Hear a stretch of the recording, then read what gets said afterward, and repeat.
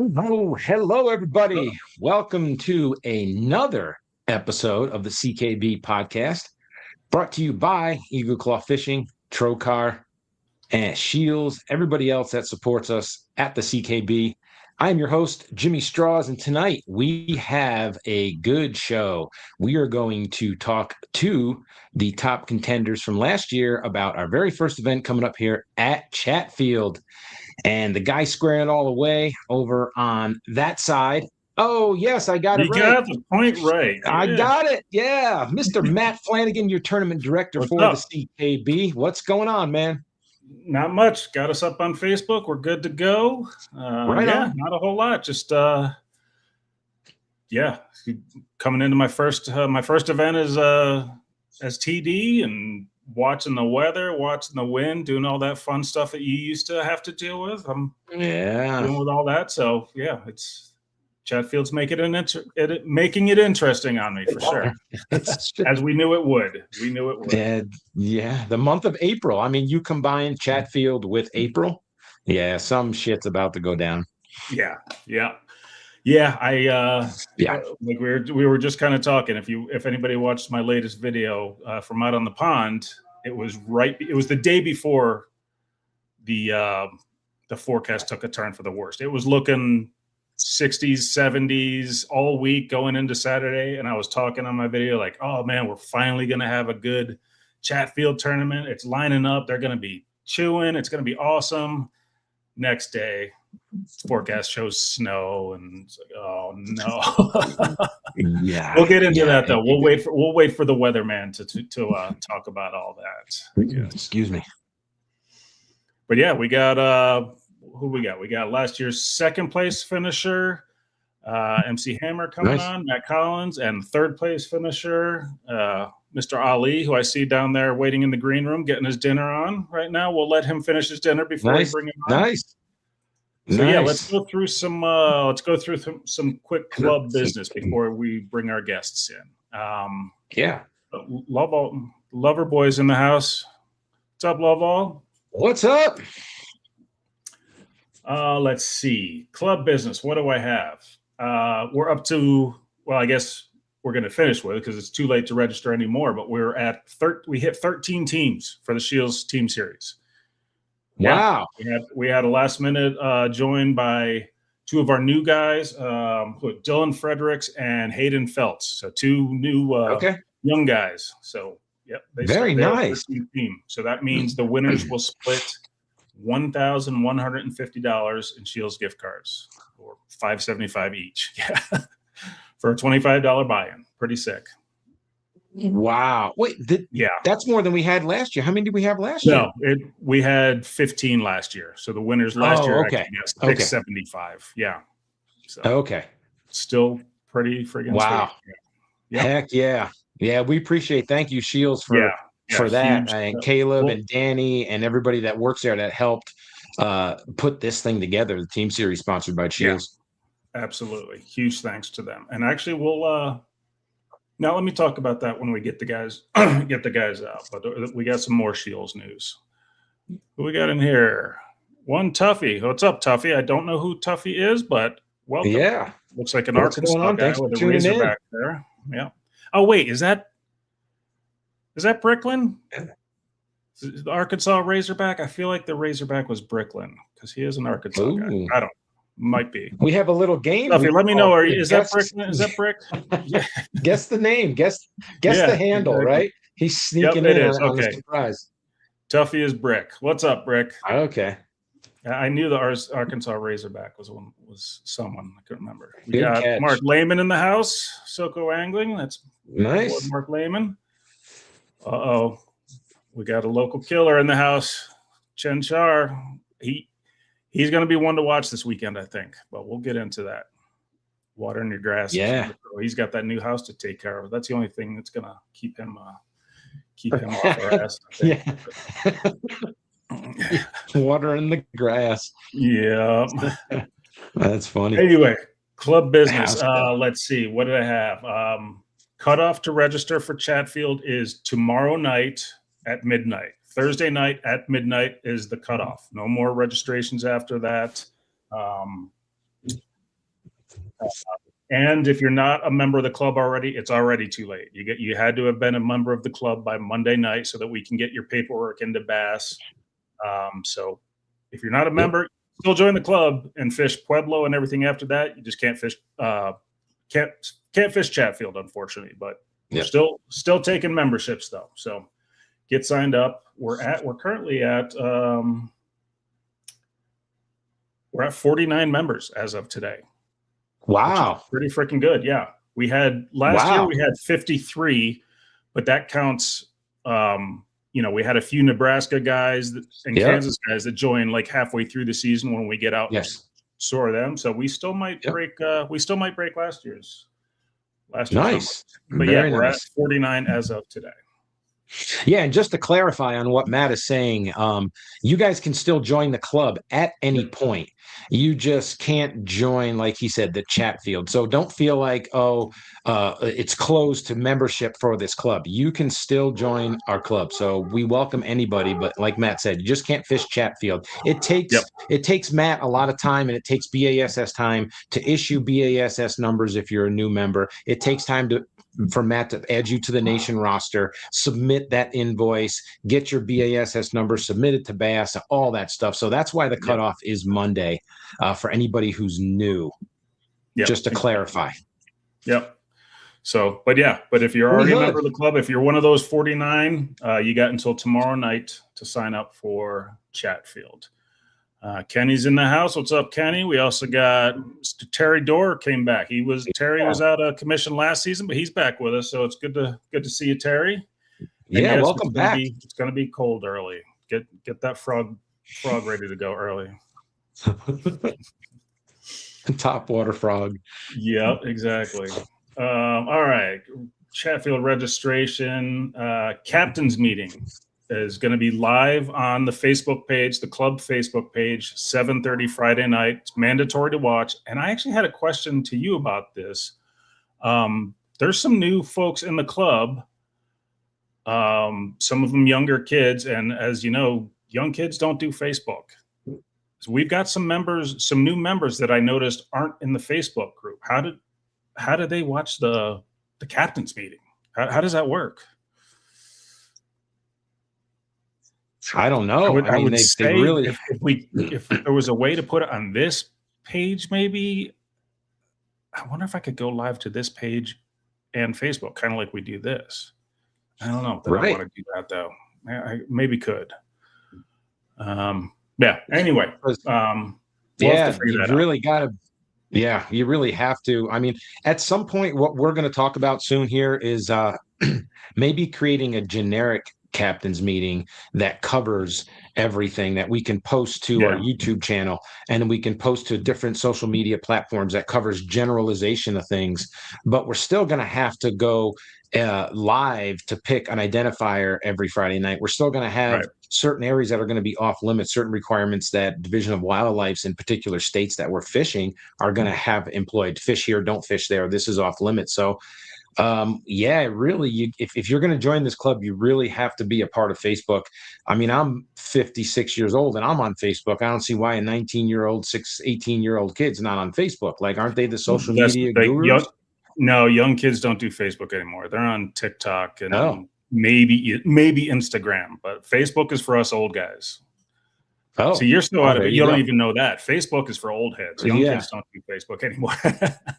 Well, but anyway, so I don't even do Facebook anymore. The only reason I'm active on Facebook is because I'm here in this club. I try to comment, to keep it going, but that thing is that's evil. Scott, we had Trev in the house, but this is a Big Fish Bucket List. That's Scott Brands. He's saying make a YouTube video and link it on the website. I'm going to have to look into something like that. He also said to get out the hand warmers. He's right. Leslie's in the house. What's up, Leslie? There's the champ. Scott. Hey, Scott Brands. Was that you this morning? I think you passed me at like 5 a.m. on I-25. And then I rolled down because I went to Chatfield today. I rolled around the south end to do the loop. And I think that was you sitting out there. Was that you sneaking out today, Scott Brands? I think that was you. Yeah. Was it a Jackson? Make a comment. Was it a Jackson NAR? It was hard to tell. Somebody passed me on the highway. Then I saw the back of the kayak. It was still dark. And then I went E470 and went all the way around. I paid the toll. Yeah. He says he was down there. Yep. Yeah. All right. I think Chen was up there today too. Dennis Depew. What's up, Dennis? I don't know Dennis, but glad to have you. Appreciate you watching. Where do I know Dennis from? That name looks familiar. Did I miss anyone? We said hi to Trev. What's up, Trev? I think I got all Trev. What's up, man? All right. Long time no see, Trev. That sounds like you guys were out practicing together. That sounded like a bullshit long time no see. The treble makers ain't saying nothing. Yep, I hear you. We'll talk to that when we get to Hammer. All right. So captain's meeting, 7:30 on Facebook, possibly on YouTube too. We'll that to be determined, but for sure on Facebook, 7:30 Friday night. You got to watch it. You don't have to watch it live, but you have to watch it before you launch at some point. What else? We got a lot of new names.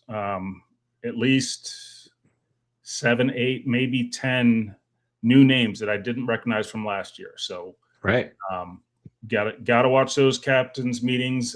If you're new to tournaments, I would suggest going back to our January 21st episode. It was titled Why You Should Join a Fishing Club and How to Fish Tournaments. We give a lot of good information in that episode about measuring fish, little things you might want to have for tournaments. With that episode had a lot of good information for people that are new to fishing kayak tournaments. So go check that out for you new guys, and welcome, by the way.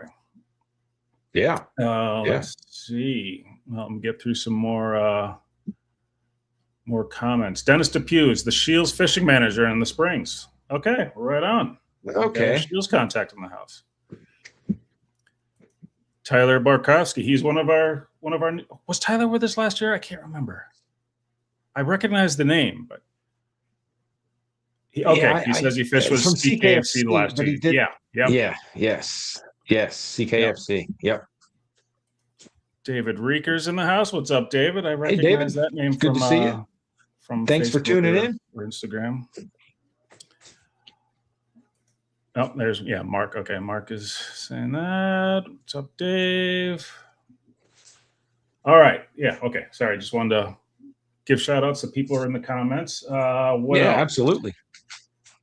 All right. That's a little bit more club business, but we got all our guys waiting in the wings here. So let's bring them in and we can talk about some of this other club business, because some of this other stuff be good to get their opinion with. So let's bring them in. First up, we'll bring in last year's third place winner. So these two guys, these are the top English-speaking finishers from last year. The winner was Arnolfo Esquivel. Great guy, but English is not his first, or maybe not even his second language. He, there's a language barrier there, but Arnolfo was the winner.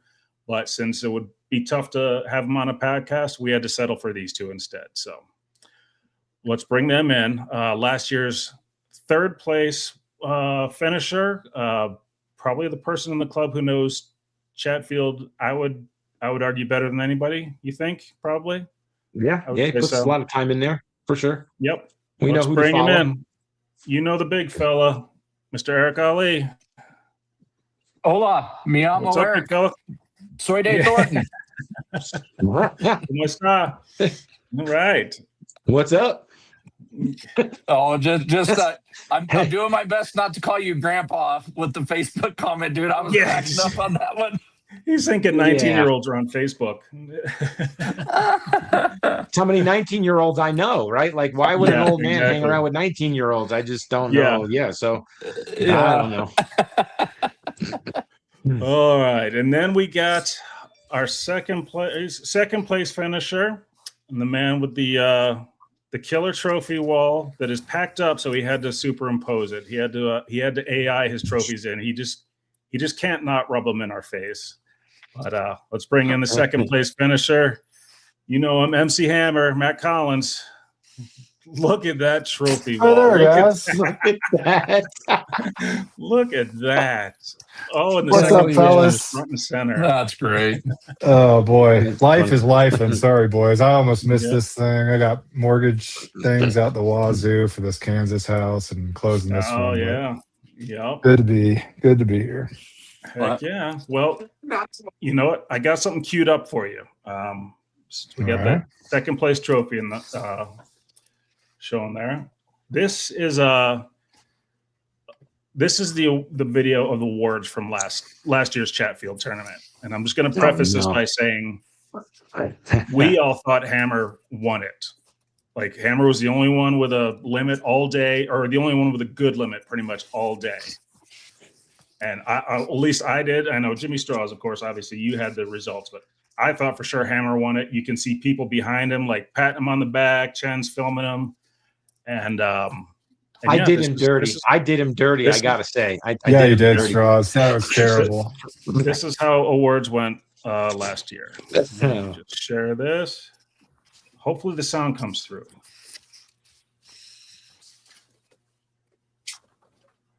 Come on. Oh, don't do this to me. Oh, you calling Straws, Grandpa? Yeah. Okay. We have a 1/4 inch separation between the two. And in second place, Matt Collins. Oh no! He thought for sure he won that. We all thought he won it, to be fair. Arnolfo was walking up because he thought he had second. Yeah. Well Yeah. Yeah, that was sad. That was so. Second place is you. Eric's gonna understand this. You guys are all gonna understand this. That was the worst feeling I've ever had winning anything because I thought I had that one. Look at that. Yeah, I was. Yep. That's his face when he said second place. I don't know. Third is kind of like, yeah, you're glad you got up there, and then second. That's my only second place finish, and it felt like you got kicked in the butt. Yeah. We all, except for Straws, I think we all thought you won that sucker. It was like I was surprised as hell when he announced you had second. So that was crazy. But yeah. Well, what was funny about it was I had to cue that up for you. I know it was maybe a harsh pill to relive. So. Yeah, fun fact about that tournament, if you go back to it, it was pretty close. But if you looked at Arnolfo's fish, he could have stretched out like another probably inch over all the fish that he had. He would have looked us up, just by the quality of fish he had. He had it. So congrats to him.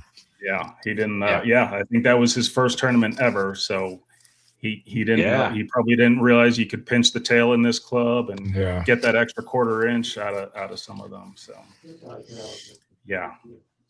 All right. Well, yeah. Before we get into it, I do want to announce. I wanted to bring you guys in for this to sort of get your reaction too. I don't think I put this out on the club Facebook page. I can't remember.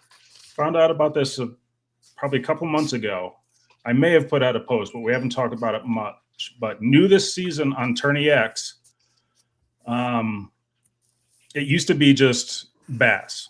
You would choose bass. You didn't even have to choose. It just when you submitted your fish, for multi-species, you have to choose: is it a walleye? Is it a trout? Is it a bass? Bass tournaments, it just defaults. It's just bass. But new this season in Tourney X, you have to choose largemouth, smallmouth, or spotted bass. And I'm guessing if Dwayne's in the comments, he can speak to why. But I think it had to do with people wanting to see because Tourney X keep tracks of your biggest fish by species. So I think they wanted to break down the bass species and see your best species for that. And also, I think it helps the local DNRs or wildlife departments for fish tracking and stuff like that. But yeah, so you have to choose when you submit your fish. It's not just automatic anymore. You have to choose largemouth, smallmouth, or spot. And we're not going to bust your balls if you get it wrong. If you're not sure if it's a largemouth or a spot, just make your best guess. We're not going to. There's no penalty if you choose wrong. So, but there is that extra. Good. Everything's going to be a largemouth. Then I'm just going to click the largemouth tab. Honestly, you're going to ask me to do more computer shit and try to get that right. Yeah. I mean, seriously. Exactly. So, Oh, let's see.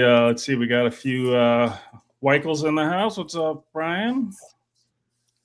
Corey Doyle's in the house. Another Chatfield local. Corey, you getting signed up or what? You're not signed up yet. Get on there. Yeah, you're right. He didn't. He He's fishes not that a signed lot up too. yet. He should know that place Yeah. pretty well. Oh, look who's back. Ryan Bass is in the house. Bass. What's up, Ryan? Haven't seen him for a Wow. couple years. He was down in Tennessee and Texas for a while. I don't know where he is these days. Yeah, he's where are you floating around nowadays, Ryan? Yeah, where are you at, Ryan? What state you hanging out in? State of confusion? Yeah. So so far, let me share my screen again. So far we have, where is it? We have 40 anglers signed up. Last year we had 42, and that was our biggest event ever. 42 was the most we've ever had, was last year at Chatfield. So far we're at 40 this year, but I happen to know of at least 2 people who haven't signed up. One of them who is on our screen now. I'm not going to say which one. You guys can guess. What a nightmare, dude. What a nightmare. Is it I'm not going to say who isn't signed up, but yeah, you guys just figure it out yourself. Is it the former Green Beret who's always overly prepared and early for everything, or is it the guy who's never been to an awards on time in his life? Just you guys figure that out. So my sign up is contingent on my plastic welding job. So that's up there. Oh, really? Now Oh, geez. My sweet lady, she's definitely going to be signed up. Okay. Yeah. So 42. Nate's going to have 293. Yep, roughly, give or take. Yeah, Perfect. A typical Colorado. We wouldn't have it any other way. Yeah, I mean, it's one of those things. Like you alluded to it a little bit earlier. Like I know Lake really well, but it's kind of a funny thing to talk about when you say you know Chatfield really well, because you almost have to break it down into eras. Like what's the water level? Do perch come into play as a bait fish at this point in time? So I mean, it's always changing. But the real thing to me, if anybody's on the fence about fishing this derby and maybe they don't have any practice, it's not going to matter. Like all the guys that are practicing, bless your hearts. I hope you do really well, but it's not going to matter. You know what I mean? Like it truly, it's not. Yeah. Yep. So yeah, we got 40 as of now. I'm thinking at least 42 if both the Arlees are there. Corey makes 43. He says he's the last place. He said he is going to sign up late. And Tyler Barkowski, who's in the comments, he signed up, but he hasn't paid yet. So assuming he pays, we'll be at 44. So that'll then be our biggest event ever again. Excuse me. That also not bad for a lake that gets all the hate. Like, right. That's the thing. You guys are making it hard for me to drop Chatfield. I always say, if it sucks again this year, now that I'm TD, if Chatfield sucks again, it's off the schedule. I'm done with that place. But then we get 44 people. So people obviously want to fish it. So it's like, I probably got to keep it on the schedule. I don't know. I think Nate learned. We'll talk about Nate because I'm mad at him. If you look at his ice addiction events early on, like, dude, Boyd, Chatfield, anywhere within an earshot of the metro area, they always booked up. Like always booked up. Yeah. And people are still going to catch them. I hope I can weld my kayak.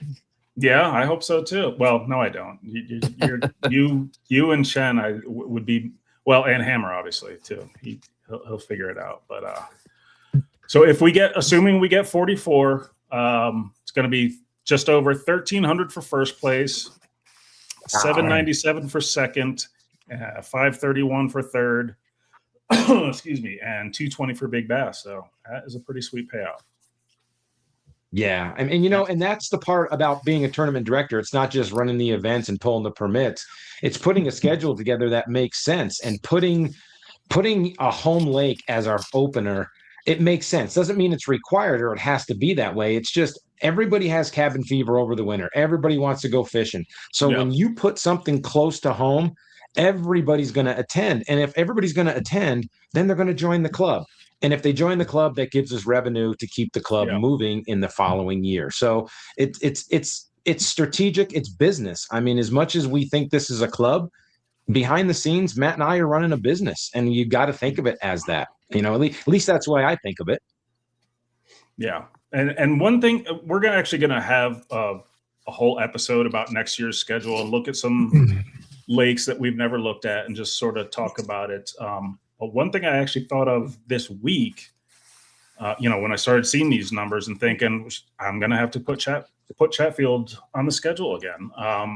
But I was thinking maybe, because I'll just say it, and I think everybody knows it anyway. I really want to go to Norton in May. I want to start at Norton. Norton in May is ridiculous. Just, it's lights out. But now I was thinking, and since Chatfield the weather always sucks at Chatfield in April. Yeah. Maybe we go to Norton in April, start at Norton in April, Chatfield in May. We'll get more of the yahoos at Chatfield in May because it's going to be a little warmer. We'll have more pleasure boaters and anglers, but maybe we go to Chatfield in May, Norton in April. I don't know. Something to chew on. I mean, there's coming up in 2027. I think there's 5 Saturdays in May, and one of them is going to be Memorial, and the other one's going to be Mother's Day. So we got to work around those. But I don't think, especially if you do Chatfield mid to end of May. Let's not sugarcoat it. The fish are going to be up. They're going to be spawning. That's going to put all that shallow area, all that no wake in play. So really, holding an event in May at Chatfield's not going to be horrible for a kayak because we have so many options to go. Yeah. I mean, I don't know if anybody's noticed it, and I've been around Chatfield for a long time. I just noticed how small the wake area is in that lake. You didn't realize. I swear those buoys that are on the south end, those used to go way, way down, I think. I don't know. I feel like they're creeping them closer and closer to the dam, which is a good thing. I'd love to see less wake in metro lakes. Yeah. Yeah, I was kind of surprised when we were there a couple of weeks ago. We got up close to the buoys, and I was like, man, it felt like the dam was right there. It really wasn't that big of an area where the boats could do their stuff. But yeah, they got to protect the SUP people. Yeah, well, yeah, obviously. Not us. No, Ryan says he's in Texas and Louisiana. Right on. Ryan's got some good fishing. Yeah, Big George is in the house. What's up, George? What George is gonna? George, Eric, have you talked George into coming out with us yet, or what? G Money. He lives right by Quincy. He should get a kayak. George is a stick, but the yin and yang of tournament fishing that I think that anybody that's done it for a long time, you wrestle with once in a while. Like, do I want to measure myself or do I just want to go have fun? Yeah, I think George. I mean, he's at a point in his life, and George, correct me if I'm wrong. You just want to stick pigs and have fun. Yeah, I don't blame him. Yeah, I do not blame him. Yeah, that's where I'm getting at. Yep. Yeah. Talk to me on Sunday. I'll tell you where I'm at. Yeah. Exactly. Yeah. How many are we taking over unders on how much of the 44 people that potentially could join are going to be on the dam throwing a jerkbait? What? 45%, 50% of us? At least 15, you think? And how many of the catch rate people? Well, the catch rate's going to be everywhere. I think the kayak people are going to be split 50-50, 50 south, 50 on the dam. Yep. The funny thing is there's legit winning fish everywhere. At the end of last year, let me give a dissertation on Chatfield here. Please, that's why we had you. That's not asked for. So basically, you want to find the main lake basin. Anyway, so I've caught largemouth everywhere on the lake. They're concentrated south. I think anybody that's watching this, they know that. But I've caught them everywhere on the lake. And here in the past 2 years, last year I caught my first 5-pound largemouth at Chatfield. I'm setting myself up to zero by doing all this, but I got that's why we have you on. Yeah. Mm-hmm. I got a 5-pound largemouth. I got a 5-pound smallmouth within a week of each other, in an area of the lake where you would think the smallmouth would. It was vice versa. I caught the largemouth in an area that you would think smallmouth heavy, and then smallmouth where you would think largemouth. So, I mean, the one thing I would say for everybody not named Eric, don't get discouraged by all the people because there's fish everywhere. I can't help the way I'm wired, dude. I already know I'm going to get frustrated. But yeah, there's legit fish everywhere. And, you know, the jerkbait thing. Why don't they bite? Why don't they bite when I throw? Because I think this is showmanship. Nick, we were there a couple weeks ago. It was a nice day. We could not catch freaking fish. And it's for me, I know you're different because you've been fishing that place so long and you know every rock in that place. I cannot catch fish. Everything looks so juicy and I just can't catch fish there. I don't know what it is. Well, it's like Plum Creek. I can't. Plum Creek. Leslie and I looked at it the other day. It looks great. You can catch walleye there. I don't think I've ever caught a bass in Plum Creek. Ever the entire time I fished. Now I'm not saying that they're not in there, but yeah, she's saying she's going to win it back there.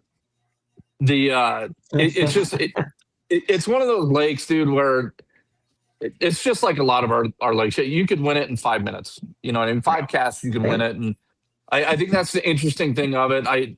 But I will say this, like, I don't care what you're trying to fish. Be prepared, dude. I know that this is a business and you guys are boosting numbers and stuff. I'm trying to counteract that and dissuade people. So if you want to fish the pits, they're going to be on the pits. If you want to fish the trees, they're going to be on the trees. Obviously, the dam is turd soup, legit turd soup, but there's fish everywhere. So pick your poison. You know what I mean? Like, yeah. I'm excited and dreading it all at the same time. Right. Same, I know the feeling. Same here. Yeah. Because you're going out tomorrow, today. Right? Oh, sorry. Go ahead, Strauss. You were out today? Yeah. Yeah, I was just going to say real quick. I was out today over in the Plum Creek, and there's some trees over in there.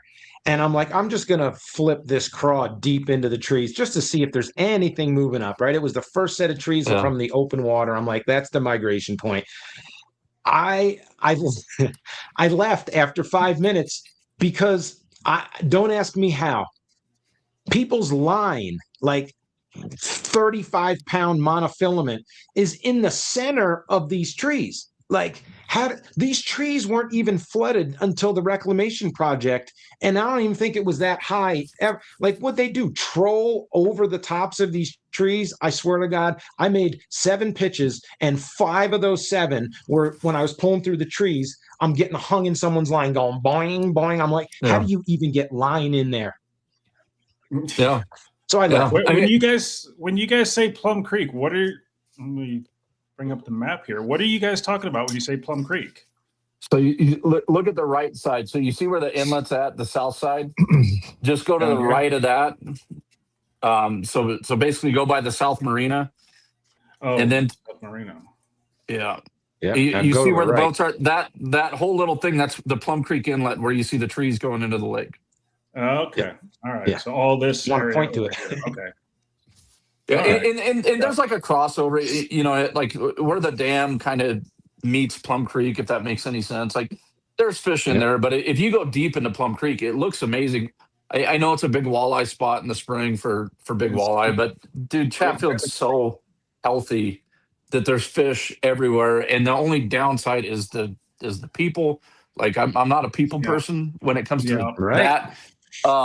And the fish just get pounded, dude. They get pounded all the time. But the interesting thing is, to counteract the pounding, let that breathe for a second. You either go, you can go finesse, or you can power fish. Both of them have times where they shine. You know what I mean? Like, including glide baits. Like, Strauss, you're not going to talk about old buddy Trev because you guys are. I actually think you probably caught fish in Plum Creek the way that you played it out like that. But dude, there's so many things that could work. It's. I think that's why I'm dreading it. Is I know it's obtainable for anybody that fishes the tournament. Anybody. Like, if you're brand new, dude, and you're fishing out of a Pelican and your native tongue is Icelandic, you got this. All right, you can win this, just like the rest of us. Yep. Yep. And we stay should out of rough mention- spots. Yeah. We should mention real quick, I did make a post about this, but last year the boundary was this bridge right here. Now we've extended it.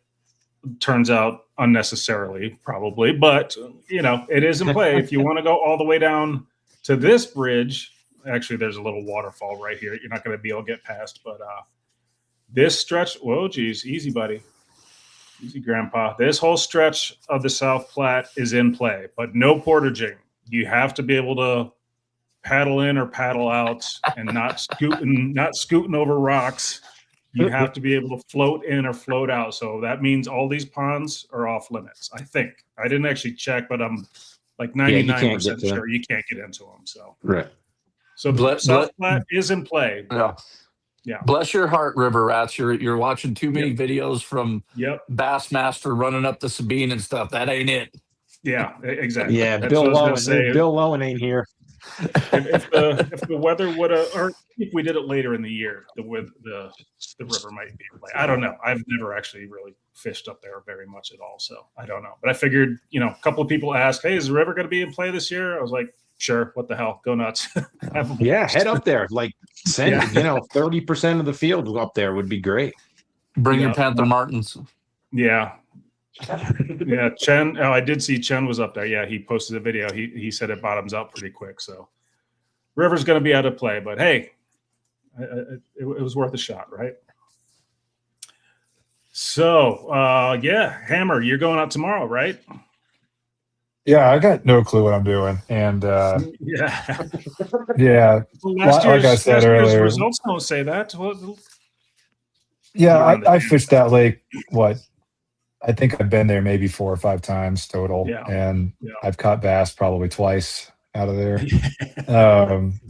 It's just not a place that I like to spend a lot of time, just because I think it's great for the club. Like I'll echo what Strauss was saying, any organization that can get a poll early in the season and then hopefully retain those numbers through the season, I think is good for business. So I get it. I think if you switched it to May, you might run into this situation where people are kind of over the winter urge to get out. So I don't know, but I won't be here, so I'm not going to vote on that one way or another. Yeah. Oh, you're coming. You'll be coming back. You'll be making that 8-hour drive just to fish. You go to Kansas, I'll be there. Yeah. You'll be making that 8-hour drive for Chatfield. Yeah. Hey, don't let him fool you. I have a feeling that the 2027 schedule is going to be Kansas heavy. And I think Collins is going to be your 2027 Angler of the Year, because we're going to hit Wilson. We're going to hit Norton. We're going to hit Cedar Bluffs. We're going to go to Milford. Milford's going to be right. Look at the tournament. Yeah, you come to Milford. I just got a place. Come to Milford. I just actually, I drove by the campsites there. If anyone does ever go to Milford, they're like brand new, $20 a night. Like, super nice. But no, is there trees that hang in some shade, or is it like being at Pueblo where you just sun fry and burn in the desert? No, there's trees all around it, but just get out of the wind. That's amazing. It is a beautiful area there. There's actually some terrain out there a little bit. But no, Chatfield, I think, is going to be tough. My prediction on Chatfield right now is that, like you're saying, anyone that's practiced, and this includes me tomorrow, I just want to get out and learn my electronics because I got a brand new kayak, brand new graph, brand new everything. So I'm just trying to learn everything, really, and just not make an ass out of myself this weekend, really. But I think that cold front's going to come in, and that comes in Thursday, Friday? Yeah. Right, Thursday night into Friday. All day Friday. Friday is going to be rough. So I think whatever you found before that is potentially going to be shut down. I don't know if it's going to be enough to completely lock them up for the weekend. But what I will say is, if you're going to get there on Saturday and not have a good morning and go home early, it might light up again if the sun comes out. My prediction is that last hour, someone's going to come out of the blue. Yeah. Don't get discouraged. Fish until 2:00 because it's going to be an after. I'm guessing based on my practice. I mean, I caught them after 4:00, so that's not going to be in play anyway. But yeah, afternoon bite could be the deal.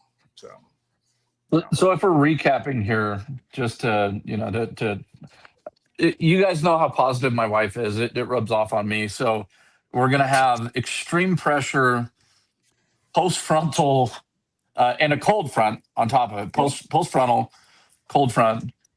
Yeah, and these guys, bless their hearts, they want to make sure that you guys fish the tournament through. I think if you get chilly, go home.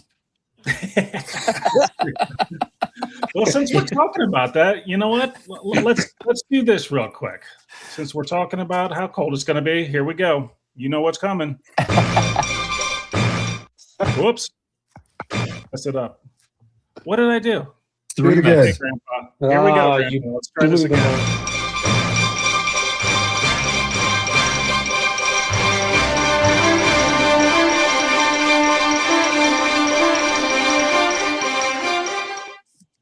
Hello. There he is. What's up? What's up, everybody? Weatherman in the house. Yeah.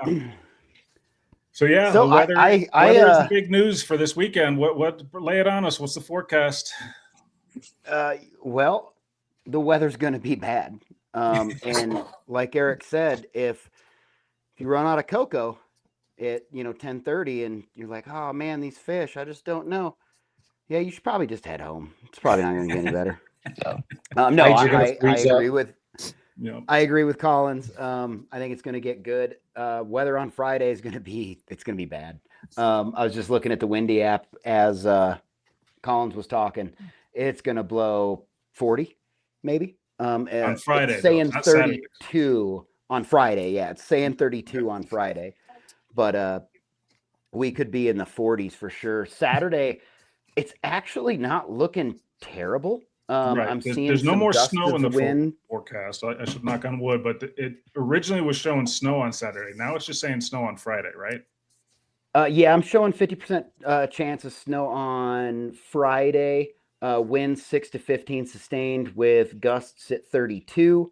I'm showing a low of 23 and a high of 37 for Friday with 50% of that. And then we got Saturday. We're going low of 25. It's going to be iced up guides probably until about 10-ish, depending on when the sun comes up.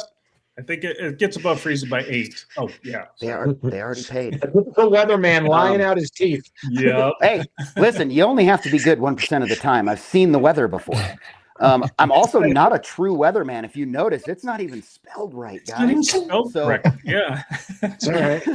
You only got to be 19. It probably the first hour is going to be a little bit rough. It's going to be cold. Yeah. And then it's supposed to warm up. Still do show a 30% chance of rain up until about noon. And then we're showing gusts of 10 with 5 mile an hour right now, knock on wood. Yeah. But also something else, and that's all I've got for the weather. But something else kind of hit me on the beginning of this, and I don't even know if Collins and Flanagan, I don't even know if you guys know this. All the grandpa talk. Like one of my notes, it says, Eric, fished chatty for 50 years. I'm not sure how old Eric is. I'm pretty sure I'm older than him. But that was just one of my notes. My other note that some people don't know, I got this letter from my kid, and I've got a little bundle of grandbaby showing up. Grandpa Weatherman. Nice. Oh, congrats, dude. That's Wow. great. Congratulations. Awesome. So that was my news last week. So yeah, Breaking news on this grandpa TKB to a little boy. podcast. Heck yeah. That's awesome. And then also, Okay. Eric, hey, if that plastic welding thing doesn't work out, shoot me a call, dude. I may or may not have a PA-14 that's got a NK mount already on it. Are you running the compass on Saturday? I mean, if a brother in need, maybe. Dude, I actually do want to say something. Nick, that's awesome. Shit. Super awesome. I'm not going to take you up on it because if I screw this up, I'm going to be too pissed off. But I do have to say, so Leslie did a post about her drive, it was like a couple days ago or something like that. We've had multiple people reach out, offer help. Nick, same thing at National Championship. You offered help.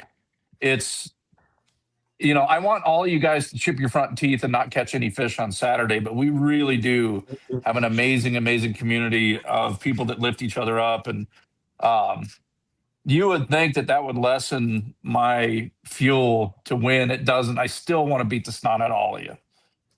But I appreciate particularly it. this guy right here. I know. I happen to know this guy in particular, Mr. Brands. You and Mr. Brands have a long running feud. Well, the thing is like It'll it's be so good hard to see that resurrected. Yeah, it's so hard to pay attention to the people behind me. I don't know what's he been up to lately. I don't know. We didn't see him at all last year. He had a bacchiotomy, from what I understand. Been slaying giant walleyes. Yeah, that too. He has been crushing the walleye. Yeah. Scott's. I mean, he's always dangerous, and I do know he uses good hooks. So I think he won the Chatfield Snow Bowl 3 years ago, didn't he? Yeah, he's a sneaky one. See, I've been doing this long enough to where I see everybody's picadillos. And I don't think he does it anymore, but he buddies with anybody that knows a lake really well. Yeah. If they guide, if they don't guide, and then the next thing you know, he's doing pretty good. I see it, you dirty dog. I see what you've done over the years. Are you saying I need to investigate him for the information rule? Well, no, but that's the thing. He's so smart that he does it off season. Okay. The thing about Scott, on a serious note, is very analytical. Kind of reminds me a little bit of Collins in his approach and his breakdown and stuff like that. And he's way smarter than me. Dude, the thing that's funny is years ago, I didn't, and this is before Strawbridge too. I didn't have to worry about people doing the same homework that I did. And I'll never forget it. I was at a tournament at Trinidad. And I'm looking at one of the humps that I got off of Google Earth, and I'm going, is this peckerhead going to keep going? He doesn't know what he's on, does he? It was chin. Chin. Yeah. And now I look at everybody, like, I know all you guys do your homework just like I do, and it's scoping's run the sport. Yeah. Hey, I got an idea. What if we, since Nick's weather title is made up, what if we make him the made up polygrapher for the no information rule? Oh yeah. He can't do any worse than Bassmaster's polygrapher. I dig it. Yeah. Oh, ouch. Wow. I just asked David Mullins. Everybody's sticking up for him. He failed the using forward-facing sonar in a non-forward-facing sonar event. It wasn't even on his boat, and he apparently failed that question. I was like, oh my god. Yep. They can't get out of their own way, dude. Oh, it's ridiculous. Yeah. Corey's saying it's going to be a good day to sleep in. Unfortunately, a fish or two in the morning. And so this is a good point. The ability to hold 50 yards in the morning. That was something I struggled with this week. Straws and I talked a little bit about, do we push it back? It's going to be an afternoon bite. It's going to be frozen line guides in the morning. Do we push it back an hour or two? And I think if I was reading the situation right, I think Straws was in favor of that. But ultimately, it was. I mean, for me, I would change it twice. I would have felt flaky changing it a third time. My first time as TD. No one's ever changed in either of the clubs. No one's ever pushed back the start time the week of a tournament just because of the weather. Like in the Snow Bowl, we didn't push it back. It's just like it is what it is. You got to deal with it. But I think Corey's point there is, if we start at 7, say, or we start at 8, there's going to be a boat on every spot by the time we get there.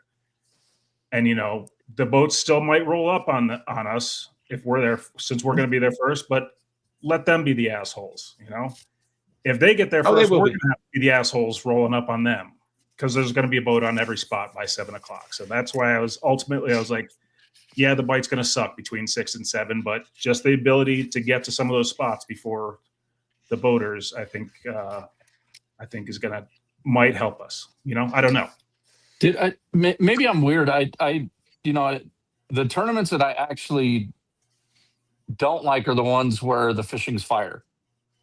You know what I mean? Because it's like it's still anybody's game. I'm not saying it that way, but I mean, the reason why just for myself, this isn't like a generalization, but the reason why I fish tournaments, I like the idea of everybody showing up at the same time, especially in adverse conditions, and seeing who can figure them out. You know what I mean? Like some of my favorite tournaments, 63-1. You know what I mean? Like it's just one of those things. Like if, to be honest, if it's just going out and wrecking them, and this is just me, I'm too tired to filter myself. But dude, I mean, we would go to, Valco. We would go, you know what I mean? We would go to a bunch of different areas.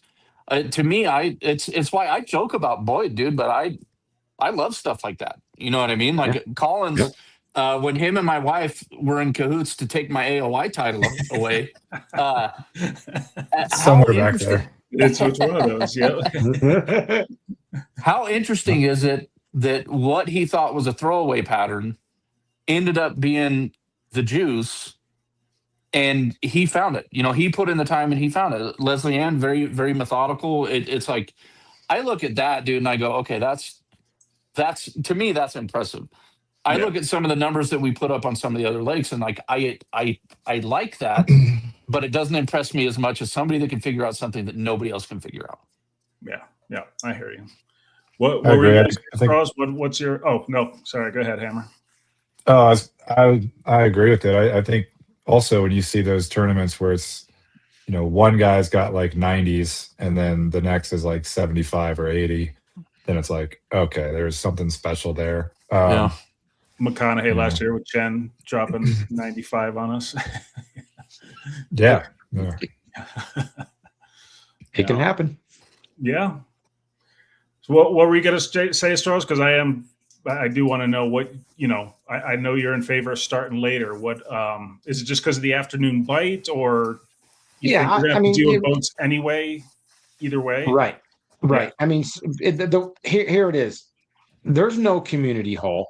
Or hang on, there's no spots. You don't have a spot at Chatfield. You don't have a spot at Cherry Creek.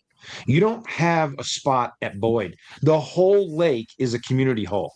No matter what you do, no matter what type of etiquette you try to employ, you're going to break the unwritten etiquette rule and you'll have no place to fish. That's just the reality of it. So if you roll up on somebody, even if you hear tink off of your boat, hey, that's the way it's going to be. That is just the way it's going to be. So if a boater rolls in on me on Saturday, hey, have at it. Whatever. It is what it is. It's Colorado. You get used to it. My thought process was, we're going to deal with that anyways. It's huge pressure. It has been for 50 years since Eric's been fishing it. and my thought was, just like, I don't know who said it. Maybe it was Matt Collins. It's going to get better in the afternoon, I think. The sun's going to come out. The fish are going to become active. I don't think we're really looking to get a topwater bite at 7 o'clock in 26-degree water or 26-degree air temperatures. I could be wrong. But doesn't mean I'm not going to try. Right. As a setup and as a tournament director, trying to give the best results for the club and make it exciting, I think a later start and a later finish. But here's another thing is everybody's like, well, we can't fish till 4 because I can't fish that late. I got to get home. Right. Like, I don't know. It's just one of my pet peeves. If you're going to join a fishing tournament, take the day and join a fishing tournament. Don't expect to be home at 2 o'clock in the afternoon, 3 o'clock, even 4 o'clock. Just take the day. Consider 6. I think Matt Arledge has proved that you could do a lot with the time that you got. So if you can't stay, go home. It doesn't matter if you're going to win. If it's your time, it's your time. Right. I will say this about Chatfield too, and I haven't hammered him this year, and we've been out in the boat. I don't know, a handful of times now. We've hammered walleye. It seems to be the trend from what I'm hearing. If you find them, they will eat at any temperature at Chatfield. If you find them, they will eat at any temperature in Chatfield. I don't care. Actually, I don't care if the water's frozen. If you get on them, they're going to eat. In saying that, I've already done everything I need to precursor a 0 on Saturday. So, He's just trying to reverse jinx himself right now. He's not going to zero Chatfield. Right, exactly. Ronnie Solberg in the house. Ron was out there today. Didn't have a great day. Yeah, I don't think you're alone in that, Ron. Don't worry about that. It was windy today. It was windy. I mean, I was out there. I saw Ron. Ron launched from the same ramp I did. We both wound up coming in pretty much at the same time. It just got tired of. I mean, I put my NK on, I don't know, 25%. And I was over in Plum Creek, and I decided to cut across and go over towards the south over by the marina. And I shot a little video of it. Man, I was taking waves over the bow, and I had water in the kayak, in the cockpit, and I'm leaning to drain it through the scupper hole in the Hobie. And I'm like, this is only like an 8-mile-an-hour wind. Granted, I probably was a little heavy on the throttle. If I would have backed off, I probably could have rode them a little bit, but I was plowing through, and I was soaked by the time I got over there. And I tried to fish that point, that rock point that comes out by the South Marina right there.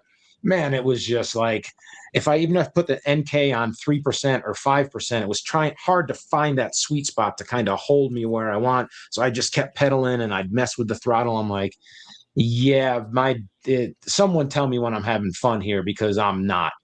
Yeah. See ya. Oh, Ron, are you giving up on the? Was it Ron that got Ron got live scope? I thought he said. It sounds like he didn't like it. Yeah.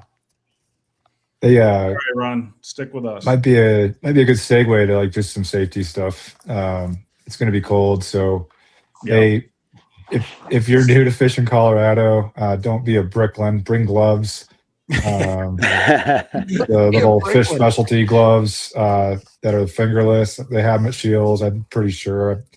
I bought a couple pairs there before. Those Fish Monkey wool, was on there. Fish Monkey wool fingerless. Those things are awesome.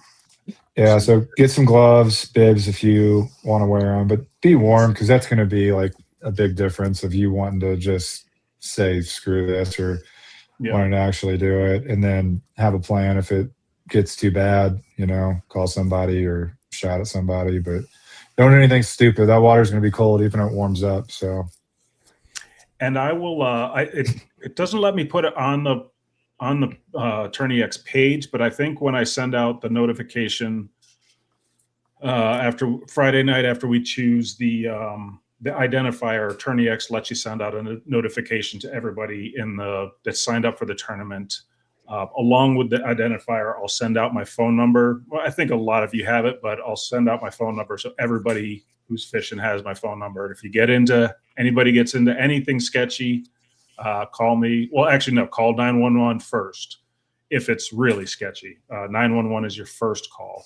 But yeah, give me a call and we'll rally up the troops and come get you. Do what we can. So I will send out my phone number to everybody. I'll say this at Chatfield too. The Rangers, we had a debate about fishing the docks, but they're out there. We saw them last. I love that. Yeah. They're out there, and they seem to be really good people. So it's not going to be a thing where you're on your own. You know what I mean? So if you got to flag them down, and just to echo what Collins said,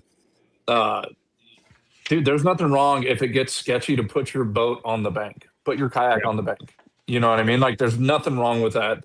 In fact, I actually wish I would have done it more in my life than trying to be a hero, aka Red Willow. You know what I mean? Like, the other thing is, I don't know what we want to set the odds at, but if we want to get something going with over under on there being a wakeboarder, at least one. There absolutely. I saw one last year. Yeah, I pre-fished I think the first week of April last year, and our tournament was the last week of April. So I figured first week of April, there's not going to be anybody out here. Yeah. There was a motherfucker on a wakeboard in a full wetsuit, just his face showing, full fucking wetsuit on a wakeboard. And they do that for the same reason we do, because wakeboarders don't like surfers because they want smooth water, and they know how to turn around to keep the water calm and do all that stuff. Real wakeboarders won't be a problem. It's all the Chad bros or whatever we call them nowadays, the flat bills or whatever, Nickelback, etc. Turds. That's going to be the problem. Yeah. I got a Yeah. couple questions for you guys. Bring it. Catch rate. I saw Brett Wendeling said he's going to be doing the catch rate. So imagine trolling is acceptable for them. So first off, if you see a kayak trolling, don't lose your mind. They might not be in our tournament, and they are good to do that. But also, like it's going to be a little more frustration on your spot, I'd imagine. If you have someone come troll right through it, just remember, guys, deal with this however you want to, I guess. And then Tourney X, are they doing video? I was gone when they like updated Tourney X and everything. Do we have to do that video release? No. Nope. Okay. There was talk of that. There is now a video feature in Tourney X. It'll record up to 15 seconds. You can do it in the app, so it's not taking up space on your phone. It's just in the app, but it's not required yet. As of right now, it's not required for Bassmaster at least. They're leaving it up to the club, and yeah, we're not doing it. I hope we never. I mean, it does help. The fish looks dead. You can prove it right away. Yes. You don't have to deal with any of that. If you get one with while I was in Tennessee, yeah. But they didn't require it when I was in Tennessee either. Yeah, And you can still take one with the photos. busted left eye. I would do it, but other than that, yeah, it's not. You can still take all the photos on your camera reel and then upload them, or do you have to go through their app? I was able to, yeah. You can still go through your own camera. Yeah. Good. Can you Good. imagine the bad juju to cheat? And because that's why we're having to do all this is because of turds, right? Like so many Yeah, other things, right. but like Right. it's just like it's dude, at the end of the day, for most of us, like how many tournaments would you have to win to end up in the black after a season? Like legit, You can't. I mean, there's maybe less than 10 people, I bet, make a living kayak fishing, and they all have outside money. Greg Blanchard, Christine Fisher, they all have YouTube money, Toyota money, Berkeley money. They're not doing it. You're not doing it from winnings. There's no way. That's the thing is it's like and our community is so special. Like I just my wife's drive. It's like, dude, if you're really hard up for money, you could probably just make a post and the people would pull together and help you. Quit. Yeah. Like, it's just so stupid, dude. Yeah, it's really insane. Well, what happened? What happened to the days? What happened to the days of actually? I don't want to use the word scared, but being scared of your peers. Like if I was cheating and I got caught cheating where I came from in upstate New York in the streets, Collins, Eric, I probably have a nose over here, a jaw, a couple broken teeth, some broken ribs, maybe some broken legs or arms. I don't know. That's where I came from. And we should start taking people behind the woodshed like we used to do. It's complete disrespect for the people around you. The hell with the sport. It's disrespecting the people who are supposedly that you smile at every single day, that you look at throughout the tournament, and you talk to them and call them your friends, and then you do that to them. Yeah, well, now I got an idea. I think this is my 50 years of Chatfield experience talking here. You know, it's funny. You say the fear of getting caught. For those of us that grew up with strong parents or a strong parent, I'm very fortunate. I had both. I remember the first time my dad told me he was disappointed in me. That was it. I was done. And then when you model your parents' life and you see how they live with honor and integrity, you realize if you do something stupid and you take your last name and you run it through the mud, you know what I mean? You ruin that honor and integrity. And what starts off as you wanting to, impress your dad or just live up to the name, then you're the one that holds that up for your family. You're the one that looks in the mirror, and every move you make, you got a little one watching you and all the rest of stuff. And then it becomes instilled in who you are as a human being. It doesn't matter if the cameras are on. It doesn't matter if they're off. Nothing matters other than honor and integrity. And the people that, even if they do cheat, and then they're changing our life. And I turned this into a lifetime TED talk or something. But it's like, dude, eventually they have to look in a mirror. You know what I mean? And like, can you imagine the one thing, even if your life is a total disaster, like the one thing that is pure and great and clean, that you're going to screw that up? You know what I mean? The real penalty there is just looking at your stupid face. Yeah. Yeah. I mean, and those guys that, those guys who've been made famous, in our world, Mr. Green kayak in the back of his boat and the Mr. Tail Cutter, like they can't fish. They can't fish tournaments ever again. Like, Well, they could probably sneak in somewhere Corey's that doesn't know their name, but yeah. Corey's comment was definitely Yep. it. They're not doing it for the money. They're doing it for the clout. They're doing it for the look how I beat everybody. The Instagram likes and This is why Nick's giving polygraphs at the boat ramp once or at awards, and then we're gonna take the failed polygraph recipients of the polygraph, whatever that is, not polygamy, the polygraph. If you fail polygraph, I don't think it's polygamy. Yeah, if you fail polygraph, we're taking you to the back of Plum Creek. All right. Yeah. Right. Yeah, exactly. Yeah, you get to deal with Corey Doyle, Matt Collins, Eric Allee, and Leslie. Yeah, exactly. All I would do is say, look, I want you to think about what you did. I You disagree. disappointed me. No, that's why we brought Leslie. Yeah, exactly. She could get that chocolate and freaking wet. Yeah, I'd be more scared of her than face, dude. Not Corey. Sorry, Terry. No, launches at 6:00. I switched it. 6:00 launch and 6:00 lines in, so you can start fishing as soon as you launch. Start throwing the frog in those trees. I'm gonna have a spool of mono. I'm just gonna throw it in front of Straw's drive, and then I'm just gonna throw that rod and then go on my way. So 6:00 launch and lines in. Sorry, go ahead, Eric. You're talking about famous people that screwed up. Mike Long. Yeah. Ooh. Dude, I was thinking about this the other day. I was talking to somebody that was actually friends with him, and obviously nobody knew what he was doing or whatever. But like, think about the penalty that the guy has paid, because at some point he was attracted to fishing. It wasn't just for clout, right? He was the big fish guy who was snagging, right? Is that? Yeah. Okay. Yeah. And now, like that medicine for so many of us, like he probably can't go. He can't go to the thing that's there for all of us all the time. It's just I don't know why I thought about that, but who was the other famous one? I think it was a Georgia guy. Oh, that under the docks?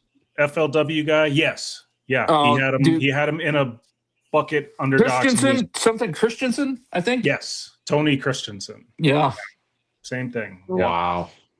Yeah, it's just, and I'll bring this up. CKFC, early CKFC. So I was on the first board of directors for CKFC, led by you got Johnny Waganka, you got Dave Kuzer.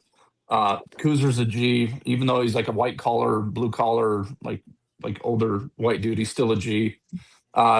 We had somebody that got caught cheating at Spinney, of all places. Oh, really?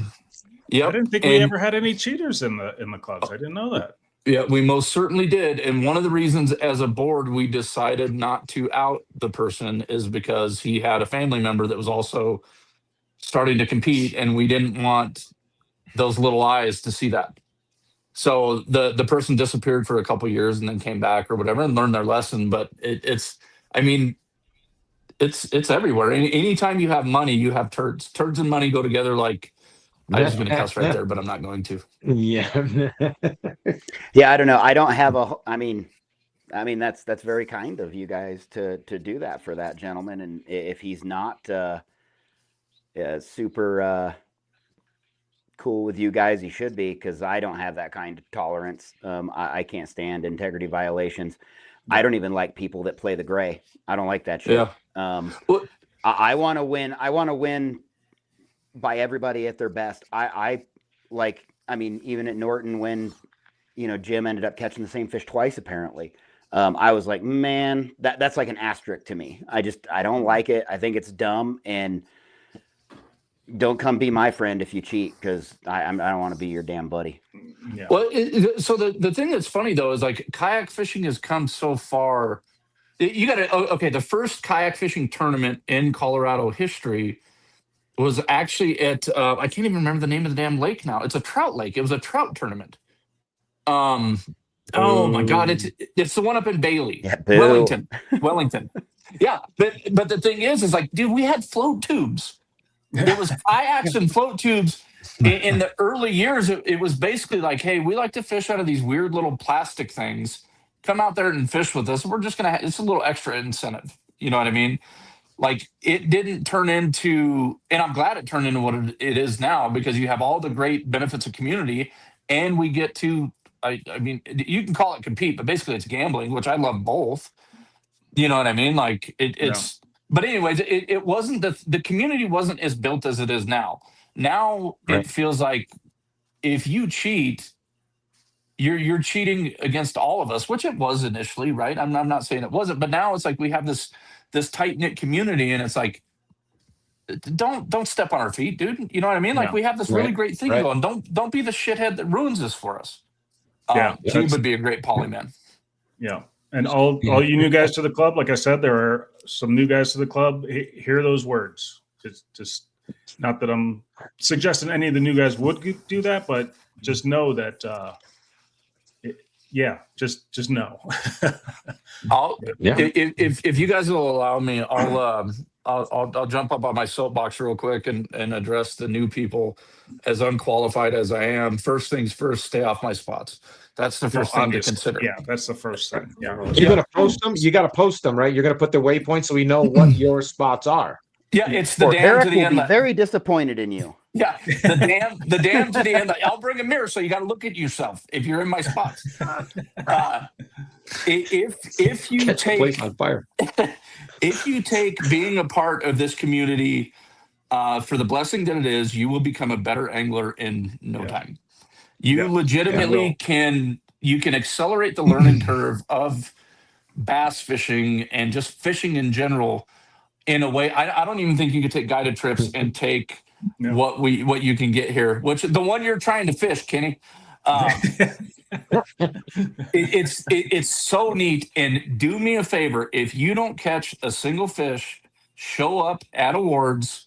Talk to anybody that you see here, and we will give you a bait to help you catch fish on your next outing. It's a special community. Like, you know, Nick will give you a Cinco. Collins, he'll give you a hair jig. Straws will give you a drop shot. I'll give you those hair jigs. Yeah, you know, his hair jigs are too expensive. Flanagan will give you a jackhammer, and I will show you how to drop shot frog in a way that will help you in any tournament you ever fish. Yeah. And also, if you do see Kenny Hood out there, get right over there and say hi to him on the water. He loves the company. He's a lonely guy. You get right up there and just, hey, Kenny, how the fuck have you been? He's such a social butterfly. I think that's a great idea. Yeah. Yeah, He also, I think you're has... going to find the butterfly socialing all the way up. You're going to find it. Kenny, are you still not smoking? It will be by the end of this. Not. Evan, while we're waiting for that, for Kenny's answer, Evan Mancini, how many rods? If you ask Chen, it's 16. If you ask Straws, it's 5 or 6. Yeah. Anywhere in between. Yep. Bring whatever you need to feel comfortable. Period. What about you, Flanagan? How many are you bringing? I'm a junk fisherman. I have 10 spots. I fill all 10. Even if I don't think I'm going to need it, I fill all 10. I think I'm bringing 4 on Saturday. Jeez. Yeah. I'm bringing 5. I'm pre-fishing with a little bit more, but I'm trying to get it down to like 6, maybe 7 max. But y'all know this. The scariest dude launched next to you is the guy that has 1 rod or gal, whatever. That person with one rod knows what's up and they clean house. So until that pattern shuts off. You got to be off, careful. Guys like Arledge will put all of their rods down in the rod holders. He'll have 19 rods, but only 1 sticking up just to mess with you. The decoy. I didn't used to put baits on until after I was at a spot. Straws covers them up. I remember a Horsetooth tournament. Straws had the sleeves over. He had 6 or 8 rods out, but you couldn't see a bait on him. You That's had no idea because what he had on him. that's because not he's with fished you long guys, enough. man. Yeah. Oh, I get it. I'm not giving you shit. I get it. He's fished long enough to where you get somebody that comes up to say, "Hey, dude, how you doing? We're doing Right. good. I see you looking at my baits, dude. I see you." Right. Right. I had a guy at Pueblo that's from another state. He came up to me and got real close and was real friendly. And then when he got the lay of the land, he took off real quick. Yeah. Well, You know, I know something's up. 5 months, when says Kenny. Congrats, Kenny. Yeah, Sorry, that's good. go ahead. That's Yeah. awesome. Good on you, Awesome. dude. Good on you. Hell yeah. Well, I can This tell you means this. it's going to be Eric. extra ornery, though, but just. Yeah, that's why you got to go say hi, give him a hug. He also loves hugs. Yeah. Sorry, Straws. Go ahead. What were you saying? No, it's all good. If anybody's coming up to me, I know they're looking at my baits because nobody comes up to me to say hello. I'm Yeah. the asshat of the group, right? People don't Hey, even quick- want to say hello to me. People don't want to hang out with Straws. You come over to Straws, it's like, yeah, that guy's a dick. No, that's not true. The thing that's funny is when you really think about it, is there anything that somebody and I'm still goofy about it. Ask Leslie, I'm still goofy about it. But is there anything that anybody's going to see that's in, on your black pack or whatever that's going to change anything for them? You know what I mean? It's like, dude, Not for me. Collins could give me the hair jig that he's whooped ass on. I'm not going to catch a fish on it, dude. Like Maybe believe one. me, I've tried. That's what I'm saying. I've tried. Yeah, You know what I mean? like, Like, I know I've delivered one to you. I have, dude. I'll give you another one. There was we were fishing a reservoir around here. I'm not going to say which one. It's not a tournament reservoir. There was a guy that was catching gigantic smallmouth, and this is about to get really cool. So buckle up. Trolling jerkbaits. Oh, geez. Okay. Trolling, but when I say that they were big, I'm talking 5.5, 6 pound fish. So, dude, you showed me the way. If you're catching fish on a ham sandwich, I'll grab one out of your backpack and I'll start fishing with it too. So, I'm next to the dude. I'm trying to match his cadence. He's catching them, every 35 feet. I can't get bit. I'm asking him what line he has. I'm asking him all this stuff, and then finally it dawned on me somehow, like, dude, that's his deal. It's not your deal. Like and to go to the rod thing, to go back to that, to kind of bring it full circle. If you're new to tournaments, fish the rods that you know you're going to fish. Keep the rods that are just going to be noise in your head. Keep them in your truck. You know what I mean? Like if you've never Nico rigged, tournament day is not the time. Leave it in your truck. Stick with and I don't, if you're a California guy, go out with swim baits. You're going to do better than trying to throw a llama tube. You know what I mean?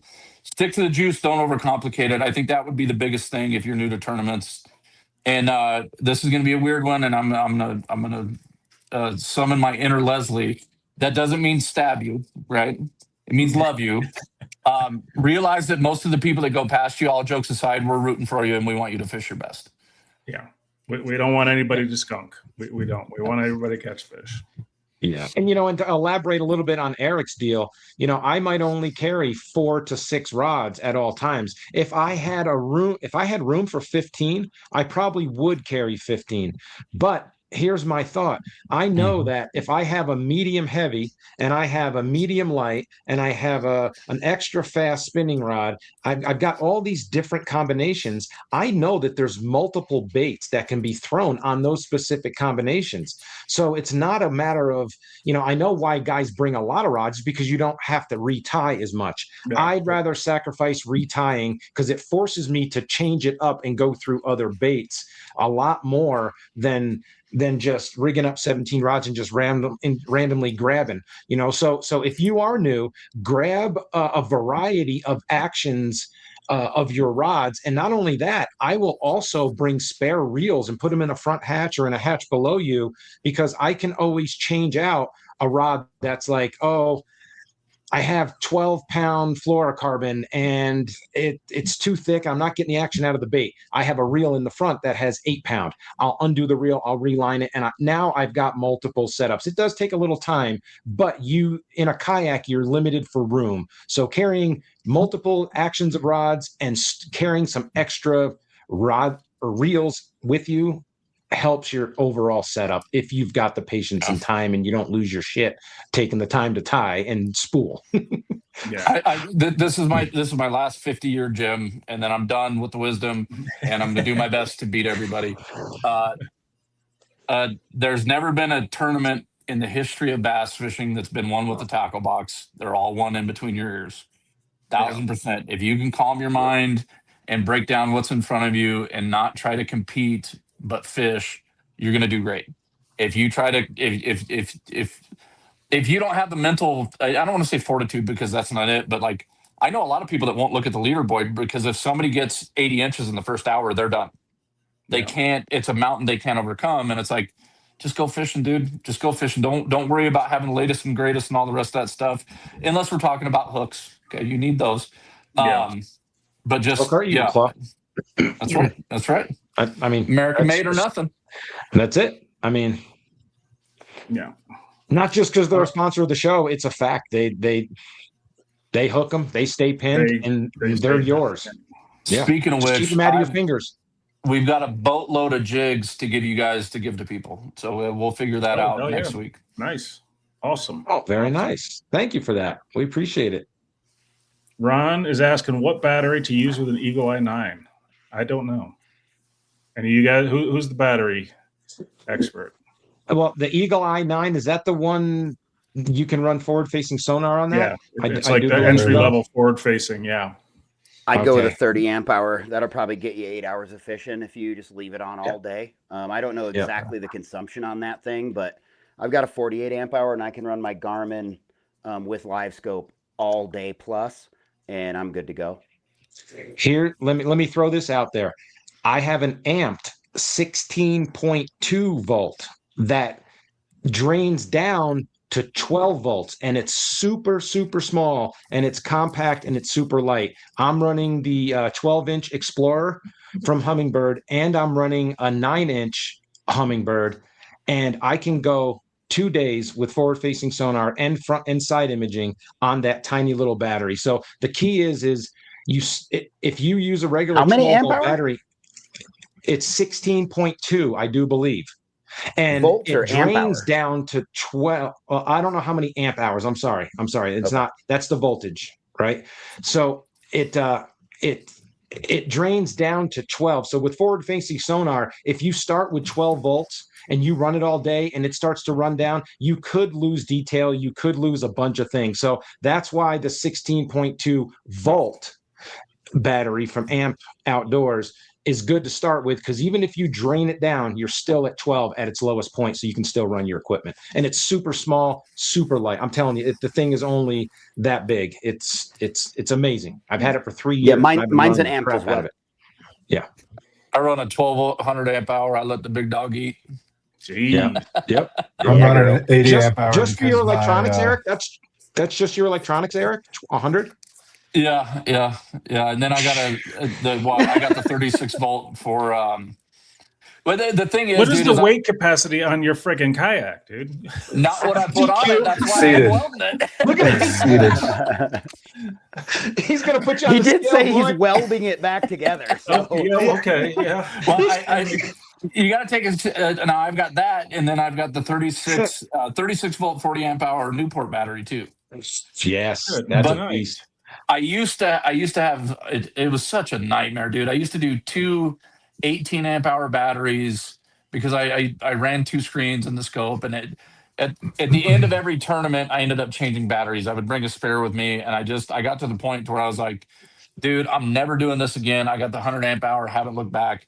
The footprint's big, but it's so light compared to I remember the old school batteries and like thinking I really went light with a 27-pound battery. So like lithium opens up doors that And you know, truthfully, if I was worried about weight, I would get my big ass on a treadmill. I wouldn't use a smaller battery.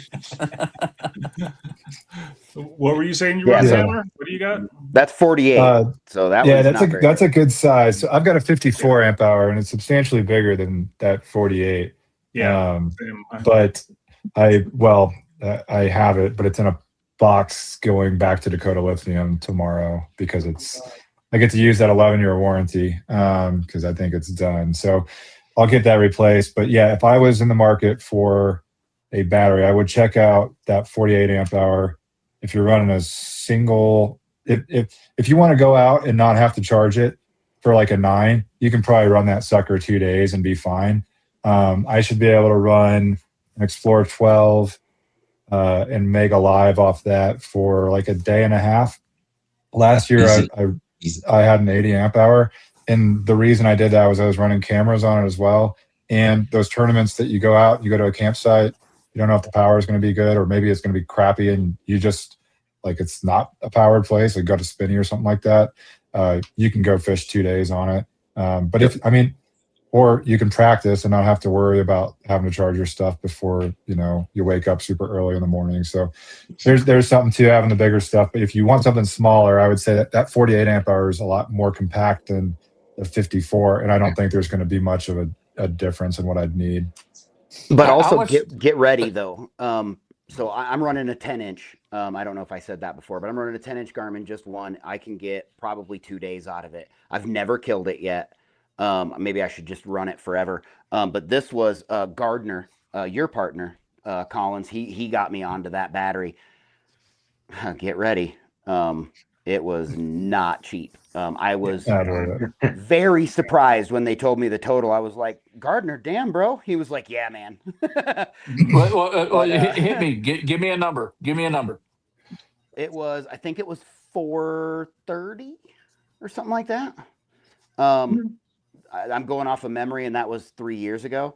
And it's been great ever since. There's been definitely some times that thing's taken a long time to charge, but it came with the charger, all that. I got it from Shields up in Johnstone when Gardner was working there. On his recommend, he goes, dude, that'll run a 10-inch for as long as you need it to run in a tournament with live scope all day. And he was not wrong. He steered me in the right direction for sure. Probably 5, maybe 3-4 pounds. Like it's not heavy at all. I think I don't know. I probably got a scale somewhere. While he's looking for that, you can go to Amped Outdoors. I'm not with them or anything, but like they have a battery selection tool, and basically you can enter your graph. So like I entered my Explorer 12, and then it has like forward-facing options as well. So, and then you can enter your capacity of the battery down there for what they have. And they have the 16 volt 50 amp hour. So if I was to run the 60 volt 50 amp hour with Mega Live 2 and a Humminbird Explorer 12, I'd get 15.8 hours. So if you're looking to kind of calculate that, you can probably put in an Eagle 9 or something on there. I don't know if it is Eagle Eye 9. And I'll do no forward facing. And if you had a 30 amp hour, you'd have 28.5 hours. Wow. What a great website. Wow. And what a cool tool, And Chen's got a good suggestion there. The Amped, I know Amped does have the Bluetooth batteries too. So they've got an app and it'll show you exactly how much you have left, time and power. Yeah. Now, is Amped a sponsor of the CKB or CKFC? CKFC they are. So I have this one. They put these on the prize table, and I'm gonna hate freaking saying this, but I'm leaving, so I don't care. If these are ever on the prize table, the little 15 amp hours or even like a 10 amp hour, this stuff is money because I go out in my garage and I go play on my new Humminbird that I just got, and I don't have to start draining the battery I'm going to use for the tournament. So I'm out there tonight trying to figure out what I'm going to do tomorrow. I got a couple of these things. You can run cameras on them and stuff too, but it's kind of like a good utility thing, like testing out your stuff, and that would still last me 4 hours or so probably for the day. Very cool. Yeah, dude, I'll get one just because they support us out here. I got a one off of Amazon It hasn't done me dirty or anything. It's been great. But if I can support the people that support us, I'm going to do it. Yeah, absolutely. So that battery weighs 7 pounds. So if I ever tell you it was a 6-pounder, it's probably true. Because I totally messed that up. I was like, yeah, dude, it's just like 6 inches. So what kind of scale did you weigh it on? Food scale. Oh, okay. I was gonna say it's got a capacity of like 16. That's what I was getting at, Flanagan. Yeah. 28 grams. Yeah, perfect. Yep. Yeah, 7 grams at a time, sucker. Not that I ever sold weed. Oh, I was in the army, dude. I don't do that not. stuff. Of course not. Soldier would never do that. CKB's demonetized before it got demonetized. Yeah. I love it. Yeah. I wasn't always in the army, but Yeah. So Collins, All right, have you been okay. able to mess with that Explorer at all in live time, or has it just been garage playing? So yeah, that's how I found out that my battery was bad. I had to buy an adapter for my transducer because I wanted to tuck it up into the hole a little bit. So I had to get like a 3D printed thing. So I didn't have the transducer on. So I was like, okay, I'll just take Mega Live 2 out and go play around with it.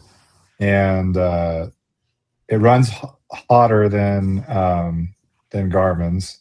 I'll say like the factory default settings, it's a lot hotter. So it's going to take me a lot of time getting used to this thing. I've been watching videos trying to like get ahead of it, but I'm gonna suck with it for a while. I caught 3 fish scoping with it before my battery died in 3 hours, and then I threw a jackhammer the rest of the day. Or no, Quincy. I went to Quincy. Oh, right? thanks. Yeah.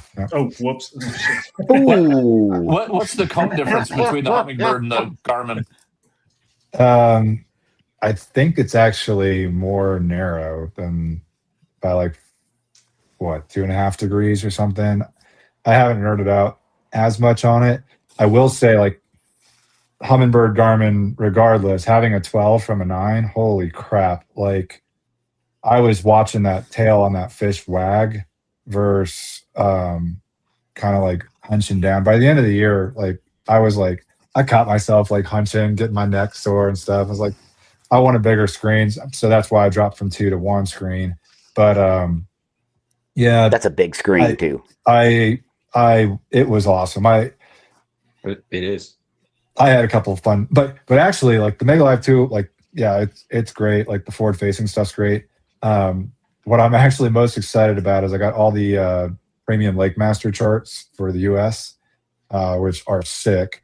And I got the side scan. That's like the biggest thing that I wanted from Hummingbird was the side scan. So it's a big difference between Garmin. I can tell you that. Yeah. And we are going to kayak swap again. Yes. Evan, we absolutely are. We're going to do probably, you want to do it at Norton? Yeah, maybe. Might as well. Yeah, because when we did it last time, Hammer didn't have his new kayak yet. So we definitely got to do it now that Hammer has his real kayak, his new I bought kayak cushions because of it. Sitting on Flanagan's rig. The Hobie seat is awesome. I've never used kayak cushions. I sat on Flanagan's, and in fact, like I went to Eco and bought some. They just showed up today. That's what I was doing while I was dinking around before the podcast was hooking that up, and I got the little cush bar too on the back. Yeah, that's awesome. So awesome. I can't wait to try that thing out. Yeah. I will say this about going from the Garmin to the I was at Garmin and then I went to the Hummingbird. Garmin's good, but I'll tell you this, that Mega Live 2, I was out today at Chatfield and I was throwing a tiny little, I'll just throw it out there. I don't really care. It was a Depths Sakamata shad on an 1/8 ounce jig head. And I was whipping, I had my screen set for 80 feet shooting out to see. I'd fire that thing out at 80 feet. I could see the dot dropping down and just going down. I can't get to see that in the Garmin. No matter how much I mess with the settings and I tune it down, the Mega 2, I am big time impressed because Hummingbird blew it on the original. It was horrible, the Mega Live 1. But the Mega Live 2, if anybody gets a chance to try it out on someone's boat, look at it, look into it. Once again, I'm not sponsored by them. I don't play that game, but the Mega Live 2 is the You, deal. you have a It's 12-inch really screen good. also. Yes, I did get the 12. I mean, it was I was going to buy the 10, and I'm like, well, if I'm already $2,500 into it, I might as well go $2,700, right? And get Yeah. it is big. It is real. Between that graph, because I don't have them in the front, I have mine on the side. My Same. leans to the one side. So with the two graphs over there, it's a leaner. So I have to put my power pole on the other side to try to get it to. So here's something funny. It's funny you talk about the lean because I figured like the same thing was going to happen. So I kind of offset stuff a little bit the other side. I got a Sniper Marine pole on the other side, and that sucker was making it lean. So it's actually heavier than the graph because it's it's off the rail. Really? Evan wants to know how I liked live scoping. He loved it. Yeah, He's getting it. I mean, I'm not a Randy. You guys know I'm not a Randy. I do. Randy uses live scope now. I saw it. I saw He that. does. Yeah, Pangrak took him out. I saw that. But no, it was cool. It was cool. Very hard. I could not see my bait until Hammer took control of the trolling motor for me. I think at one point I had control of everything. Yeah, pretty much. Casting. Yeah, he was doing the trolling motor and the scope, and I was just telling me where to cast, and I still had trouble seeing my bait. But yeah, it's pretty cool. I'll say this, like, and everybody here that's used it is going to know, like, if for Evan or whoever that was, if you're thinking about like doing the scoping thing, this is not it. It's like any other technique besides like a wacky rig. You got to put time in with it before you're going to figure it out. And that might mean like, hey, if your goal is, figure out what your goals are. If your goal is to go like win some tournaments this year, that's probably not the best thing to go buy. If your goal is to become a better angler, then I think it's a great thing to buy. You're going to learn a lot about fish behavior because even though I switched from Garmin to Mega Live, too, I could still understand how fish. We're not this lake, so I don't care. So there were some brush piles in this lake and trees, and like I always love going to those things and fishing them. And what I found was, and this is kind of duplicated over a lot of places, is if you can get off of that and find what else is going on, kind of like within that area, but not right on it. Then you can find like a couple roamers, right? And those fish will tell you a lot about the bite for the day if you can catch some roamers around structure. And there's a way that a fish was moving, bass the way they're normally slow. But if you watch bass explode on bait on live, I don't care who you are, this stuff's fun, and I don't care if it's cheating. It's a blast to catch fish. Cheating. I just want to be a better angler, and I think it's no different than any other sport. That hey, we want to get better and we want to understand it. We want to get every angle of it. I don't think it. Yeah, I love it. Dude, you can get on my kayak if you're at a tournament this year. So I'm not really competing for Angler of the Year, and I don't care anyways. I'll stay late. If you want to get on my kayak after the tournament and see Mega Live 2, you can take it out in the cove and go do it. If anyone wants to at Chatfield, just hit me up. The anti-forward facing sonar stuff is a guy in Chuck Taylor's yelling about the 3-point line. I mean, legit. Yeah. There's no. Just to go to the boat world, like so. You used to fish off of little, 16-foot boats with 50 horsepower Evinrudes, and now we've got boats that, I mean, just look at a modern day bass boat compared to what the first boats were when it comes to like the classic. Yeah. Look at tackle. Yeah. Look at all the rest of the stuff. It's like, so this is the one thing where the line is drawn. It wasn't at these big, gigantic, spikes that stick down into the bottom of the lake to keep you in place, or the side scan that can detect a fish fart from 200 yards away, and all the rest. It's this one thing that, because it does it in real time. Yeah. The same thing our eyeballs can do when the water's clear. That's the thing that's too far. It's like, dude, just because you're, and it's not just old people.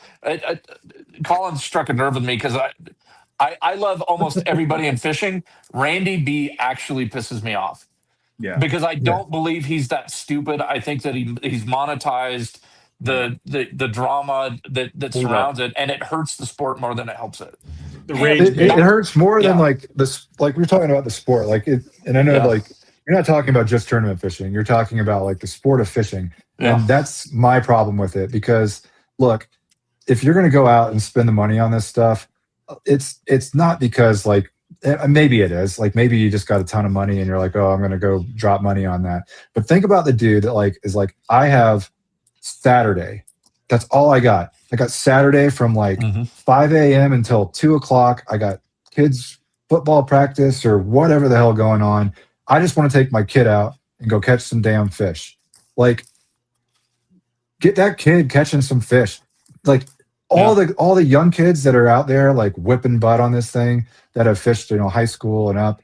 Yeah, they kick ass at live scope, but they also love throwing top water and glide baits and whatever else. It's another way to get people into the sport. It drives me crazy when people are like, oh, it's just so bad. I'm like, that might be the difference of someone going out when they're with a buddy and having a day where they're just it's 25 degrees in the morning and you're freezing your ass off and you go home by 10 o'clock and you're like, I'm never doing that again. Or maybe it's a day where you go out and you watch a fish catch, like you watch this and like you can see that, hey, that actually worked. And now I want to figure it out even more. Why did they catch it? And maybe that like starts the spark that gets you going on it. But yeah, I mean, however you like to go fish, just go fish. And then if you don't like fishing, shut up. That's I I think got Randy on Eric hijacked. rant there. Randy hijacks Chen's. You be quiet, Yeah. Chen. It's like there's a gear aspect of it that annoys me too, where it's like, dude, I'm as pure as anybody that fishes. Dude, I like Leslie and I will go use night crawlers under bobber. We'll trout fish with power bait. I enjoy buying new gear. I genuinely enjoy. Like I got a tackle warehouse package coming. I overnighted it. I'm giddy like a little schoolgirl when I see it there, or I know that I'm waiting for it, and I don't care. It's like, so to take this full circle, I'm looking at mounts now because of Collins' video. You know what I mean? And I'm geeked up about like, okay, well, I'm kind of in between because I got a 10. So do I need the giant mount that he got, or maybe I could use the one right before? Not the first one that he talked about, but the second one. And it's the same thing with live scope and all the rest of the stuff. It's like, dude, I want to. When I used to open a He-Man or a Thundercat when I was a little kid, or a G.I. Joe, it used to amp me up. And the older you get, the harder it is to have something that amps you up like that.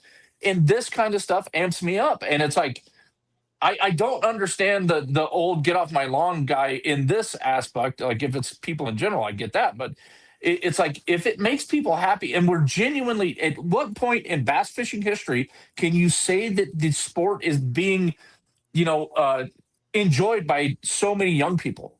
You know what I mean? Grow the sport, grow the sport, grow the sport. Oh, they're kicking our ass. Quit growing the sport. Yeah. It's like at this point, and I hate to say it this way, everybody's going to get their old ass feelings hurt because them young kids, it's not that they have the technology, it's that they will spend time on the water that generations prior were spending in bars. I hate to say it that way, but Strauss, how many tournaments have you been to where there's 5 guys at the boat ramp talking about how hungover they are?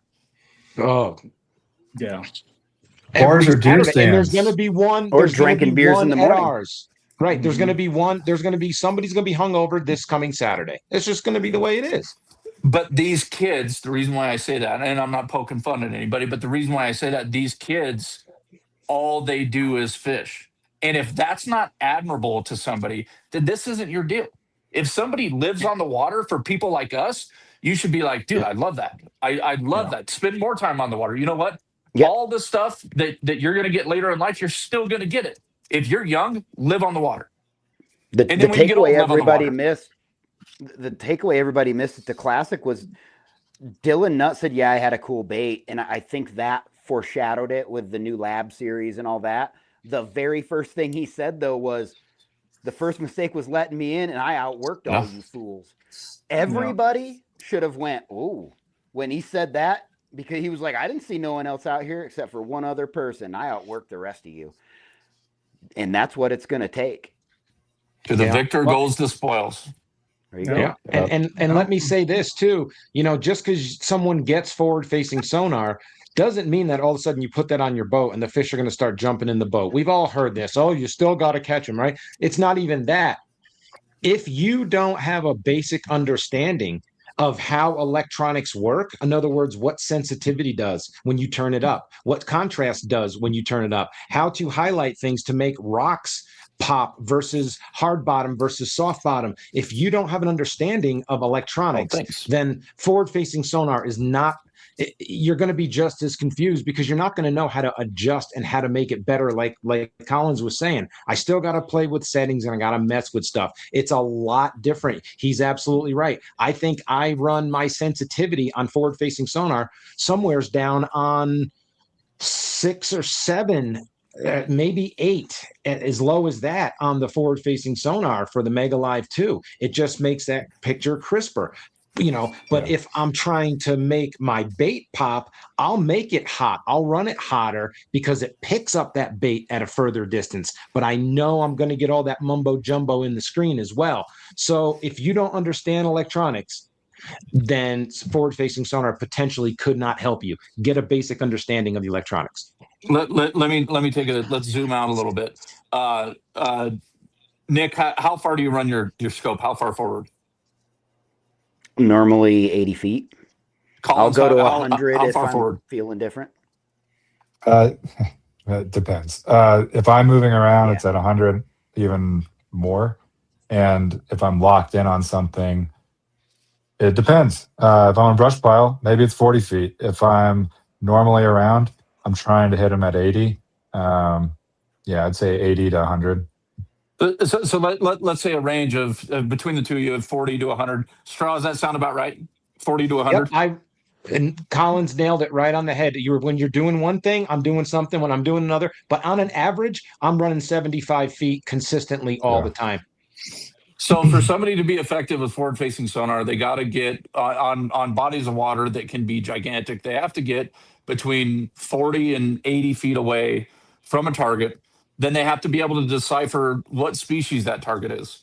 So, when you're talking about a lake like Chick or anything like that, where you have this wide variety of species that are all active, or hell, maybe we're talking about Chatfield, there's going to be people that are new to the scope and they're going to be fishing for carp and walleye and thinking the bass bite is difficult. So what I'm saying is these young guys or anybody that's proficient with forward-facing sonar, they know seasonal patterns, they know general behavior, and then they put time in the water enough to where they can actually decipher the fish by the movement that they see on their screen or the feedback that they get on their screen. So I would say that it's, hey, blow it out your ass, quick.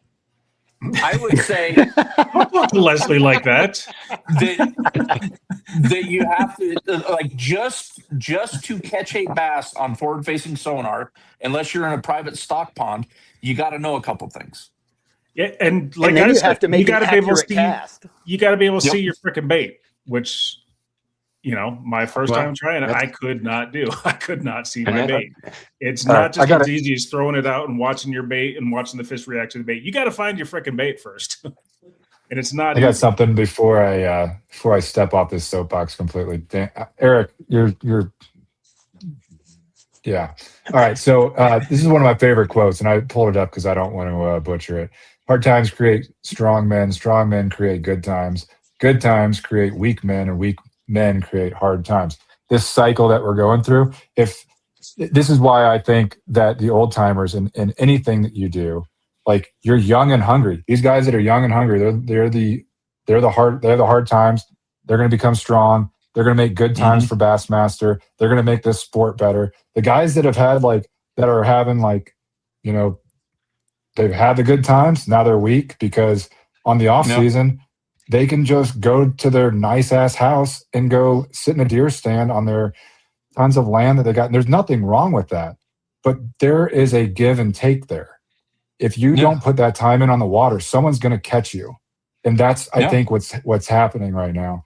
And then, hey, weak men create hard times. Yeah, it sucks, when you're weak and you're not exercising as much, you're not going out and practicing as much or fishing as much, as many days on the water. It's literally time on the water. You know, if you have 365 days, if these young guys are spending 320 some days on the water, and you're spending only what's in the season and what's right before it because you can't wait to get on a deer stand or you can't wait to go to Mexico. I watched a Bassmaster or podcast with Mercer last year with a pro, and he's complaining about the new guys while he's in Mexico on this beach, and he's like drinking beers, complaining about how these kids are coming up, and it just blew my mind. Like, not a better example of that quote than this dude that has made it sitting on a beach complaining about these kids that are busting their ass. So sorry, off the soapbox. I love stuff like that. I love it because it's one of those things where you look at what we do. You can't call what we do a hobby. It's not a hobby. It's not. If you are not obsessed about everything that surrounds our lifestyle, because what we do is a lifestyle. If you're not obsessed with it, shut up. I don't care what level you made it to. There's financial advantages to the old school, and we all know that. You know what I mean? Like, if you're not obsessed with it and it's your third favorite thing to do, to Collins' point, kindly shut up. Nobody cares. Like, and the thing is all you guys are doing, and I'm not calling out names or anything, you're loudly becoming irrelevant because instead of working, and there's not an age thing. That's one of the beautiful things about fishing. Like, anybody can put in the time.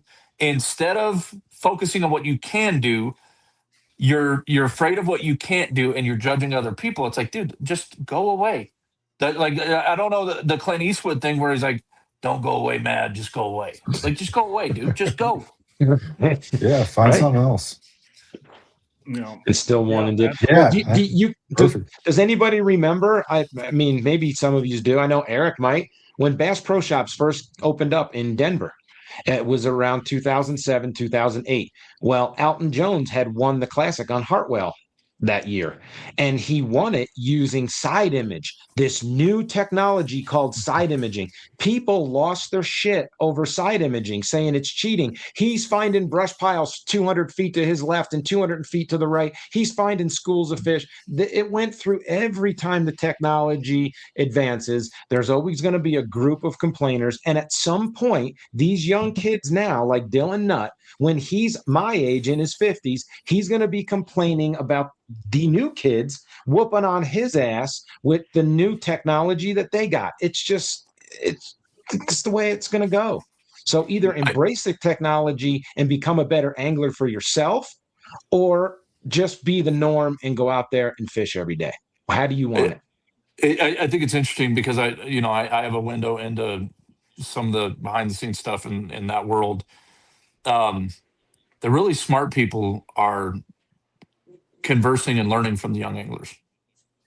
They're you know what I mean? They're learning from them. They're fishing with them.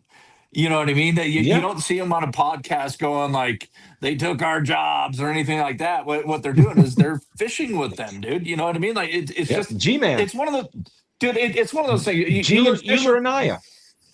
Well, it's happening a lot. But Collins you look and at Gardner.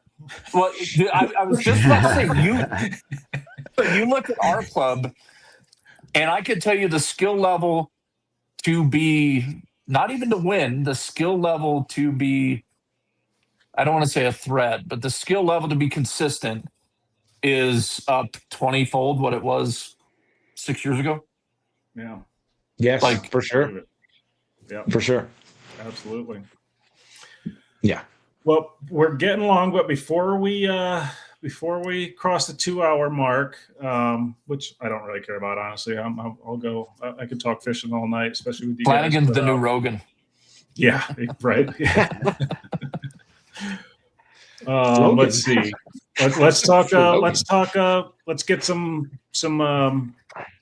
Jesus Christ, maybe I am losing it. Predictions. Jeez, I couldn't get the word. Predictions. So last year, 77.5 won it, and that was a similar. It's not. It was a little bit warmer last year. I think we got up to 70 degrees on Saturday last year, but it was a day. It was a week where we had a cold front on Friday. So it's going to be similar conditions, I think, although not quite as warm. But 77.5 won it last year. Only 9 limits. That was surprising. Well, no, not for me. It wasn't, but only 9 limits, and how many skunks? We had a few. A decent amount of skunks. Yeah. And some half, good, like half. a lot of good names. 12. Too. Yeah, a lot of good names skunking. So it was tough last year. So and lots of one fish. Yes, lots of one fish. Yeah. Nothing's going to change. That's my opinion. Is that your prediction? 77.5 I maybe would have 10 limits? Yep. I honestly, I've been out there, and Eric's been down there. He said he's not destroying them, right? But he's not, not catching them either. And then this cold front coming in, if any movements were happening to the shallows, could they pull down on that ditches if that cold front pushes in on them? And there's a lot of factors, and there's a lot of pressure going on with the catch rate. And us, hammering on them in practice, and there's boats out there practicing. I don't think it's going to be much different. Honestly, that's my opinion. Yeah. Eric, what do you think? 72. 72? All right. And what were you going with, Straws? Are you going 77.5? I don't think it's even going to, I don't even think it's going to be that high. I think we're going to be in the 75, 76, and I think 5 people are going to get a limit. Oh, shit. All I'm right, going Hammer. to go bigger, but I agree with Straws. I think less people are going to get a limit than last year, but I think it's going to take 80. 80. All right. Love it. Yeah. At least 80. Nick? I am not as optimistic. I think it's going to be like I think it's going to be like a 76 is what I was kind of thinking, slightly lower, unless somebody just kills it. I know I saw Chen's post, and he said it's going to take like 87.5, I think is what his post That's said. what he says right here, there 80 and 3/4. Look at that memory kicking ass. But yeah, I'm going to go 76.25. All right. Craig McMillan saying 75.25. I'm going to do. What about you, Flanagan? I'm going to do similar to Hammer. Because there has been some big fish caught from what I'm hearing. Not a ton, not a lot. I think there's going to be less than 9 limits. We won't have as many limits. I think you're right there. But just to be optimistic as the TD, I'm going to say 82.25. I'll pick the highest number. Just to God, I hope I catch 82.25. That'd be awesome. I hope somebody drops a 90 bag. Oh my God. Oh, that'd be dope. Hilarious. I think somebody's going to be 1 fish away from an amazing bag, but I think whoever catches big fish won't get 5. Here's what's going to happen. Here's what I'm afraid of. These grinder tournaments are awesome, but I know that a 5 fish limit is going to go a long way in this tournament. I don't even care if it's 5 12s. It's going to go a long way. If you get 5 bites in one day and you lose 1 fish, that's going to cost you big time. Yeah. So just be prepared going into this that you've got to keep your head strong. And what's going to happen is what's going to happen. You're going to either catch that fish, it's going to get in the net, and you're going to put him on the board, or he's going to hop off. But the importance of getting every bite in the boat is going to be huge this Saturday, I think. Absolutely. I just think that, like, I don't know. This is an inside baseball. There are some sneaky spots at Chatfield, but like there's a lot of people that like to fish the trees by the inlet. If that's in your game plan as a kayak angler, just realize you better get to it before the boats do, because you're going to see DBM. That's exactly where most of them are going to go. They're going to fish that where the inlet kind of tucks back in.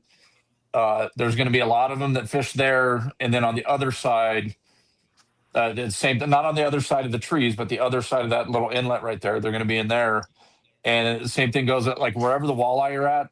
Like it's going to be interesting because like any tournament, whoever wins, it's going to deserve it. But I think that 1 of 2 things could happen. Somebody could summon their they're zen and not go nutty when they get crowded, because everybody will be crowded. And they, like Straws is saying, they can get 5 bites, 5 big bites. 5 largemouth would be insane. Yep. Or somebody's going to run into, or it's going to be a really, really tough day, and somebody's going to run into a pot of fish in an area where other people aren't fishing. But it's, I really do. I think, and I hope I'm wrong. I hope dude, I hope it's 85, but I think it's going to be low 70s. And I think one person is going to get 4 just really great fish, but they're not going to be able to get 5. Yeah. Yeah.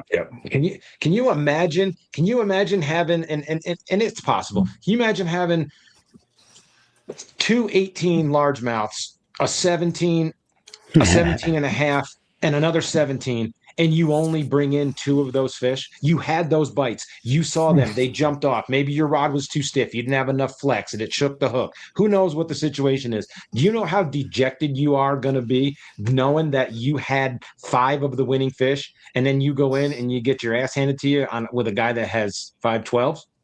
There's I feel like we're gonna. I feel like that story's gonna be a real story. That's the importance of your 5. You mean like getting a 19 last year and that guy, fish?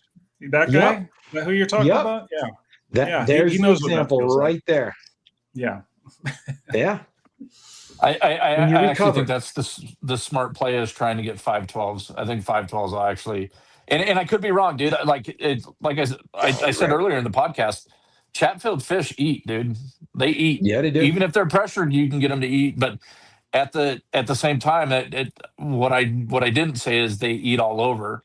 You know what I mean? Meaning, like, if you find them, they eat. So it's if you're on a pot of moody fish, or you're on an area where they're moody, you could feel like it's going like that the whole lake. But dude, I'm out there in the boat enough to where, a little bit of real estate change, everything changes. Yeah. Yep. It's going to be brutal but fun. Yeah. It is. You guys think anyone's in the house? Massimo. He's coming to Mexico, he said. Yep. What do you guys think biggest fish? I mean, these are going to be stories anyways, but I mean, let's say walleye are in play. People are going to catch walleye out there. What do you think the biggest fish caught of the day will be? Bass? No, just fish. Just. You think someone's going to catch a big walleye? Probably put a 30-inch walleye on board, probably. Scott or somebody like that, Eric. Big old spawned out turd. Yeah. 10, 28, 29. Is that bass? Yeah. Let's go bass. What do you think the biggest bass? I'm going to say my big bass was 19 last year. That took big bass last year. God, dude, it's so tough. Flanagan? What's that? You're saying 19? That's going to be big bass? No. I said that was big bass last year. Last year was 19. Who's going big bass this year? I think 19 and a half won the whole year of catch rate. It was 19 and a half. So they do a big fish for the whole year, and it was. What's the lake record for Chatfield? Do you know? Dude, I have no idea. I know that, and George could speak on this. So there's a private lake not too far from Chatfield called Lake Lehow. They had an issue with largemouth eating the rainbows at Lehow. So somebody moved those largemouth into kingfisher. And kingfisher's always had a little population of largemouth, but that's what's kind of helped it, is they started putting those trout eaters in there. Gee, if you're still on here, you'll know the time frame. The 5 is the biggest one I've caught. I know that I heard from Trev last year. He swears up and down that he was on a 6 around the spawn. And let's go, Trev. If there's anybody that knows big fish in the state, I'm pretty sure that he knows size. So he just did a big thing recently. So yeah. George is saying 2 over 8 pounds. George, that's in Chatfield. 2 over 8 pounds. No kidding, huh? Believe it. I think the record on this, I think it goes back quite a ways, but I think there was a 10-pounder on like the CPW. That's from like 64 or something like that. So George is talking about the Lehow fish that went into Kingfisher. Is that what you're saying, G? The ones that So it's kind of funny to think about. You get these giant largemouth in this little tiny pond that they could have caught, but instead they protected the rainbows. Shocker. Colorado. Yeah. Shocker, What huh? do you know? Yeah. But look Yeah. at the offspring and how we all get a benefit from it. So hang on, let back up that story for a second, Eric. So you're saying they took these big fish out of this private pond because it was eating these rainbow, and they dropped them in Kingfisher. At Yeah. that point, Kingfisher was literally just that pond. It wasn't flooded at that point, right? It was literally. Well, no, or was it would still connect. Like it wouldn't connect all the time, but it would connect. You okay, got as to water figure. levels. Yeah, it would Okay. it would detach and it would connect, but I could tell you if it was just a smallmouth derby, my confidence would be through the roof, like through the freaking roof. Right. Let me rephrase that. Let me go back a little bit. If it was just a smallmouth derby and the water level was what it was a couple years ago, I'll be thankful if I catch a couple, the way that things are situated. Right. Yep. Yeah. Yeah. It's gonna be a grinder. It's gonna be a grinder. It is. It is. But hey, it wouldn't be an April Chatfield tournament if it wasn't, right? God, dude, I And if the remember- weather wasn't kind of crappy, like Yeah, I mean, that well- it feels like every time we start at Chatfield, it's a little bit crappy weather too. That or Boyd. If it's Boyd or Chatfield, the weather's going to be like, "Hey, you guys know where you are? Yeah. This is Colorado. You thought you had spring so- all winter? so- Not now." Think of this though. If it was the opposite end of the spectrum and it was 82 full sun and no wind, can you imagine what that place would be like? We're going to be thankful tomorrow or on Saturday that we've got the weather that we've got, that 25 degrees in the morning. It's going to be cold and it's going to suck, but God forbid it was 80 degrees. Straws. Yeah. But this is the thing that I think is fun, and I hope I'm wrong. Stupid people aren't good at cold and hot. You know what I mean? Like they're gonna be there, dude. They are gonna be there. That's Yep. true. That's There's true. going to be some dummies. There are going to be some dummies. No clue. George is saying they dumped about 600 to 700. I'm just wondering what the actual lake record is, though, for a bass. If Dude, anybody knows. Legit, the 5-pound fish that I caught was the biggest I've seen for a while. But that's the thing that sucks, dude. When somebody catches a big fish, they don't claim it. You know what I mean? So it's like I could see a 7 coming out of there. Oh yeah, yeah. Yeah. Yeah. Right. That's the only thing that sucks about derbies this time of year is I'm leaving giants from the shore to hope to get a limit at Chatfield. Yeah, yeah, right. Yeah. Well, don't forget these largemouth and these smallmouth, not necessarily smallmouth as much as largemouth.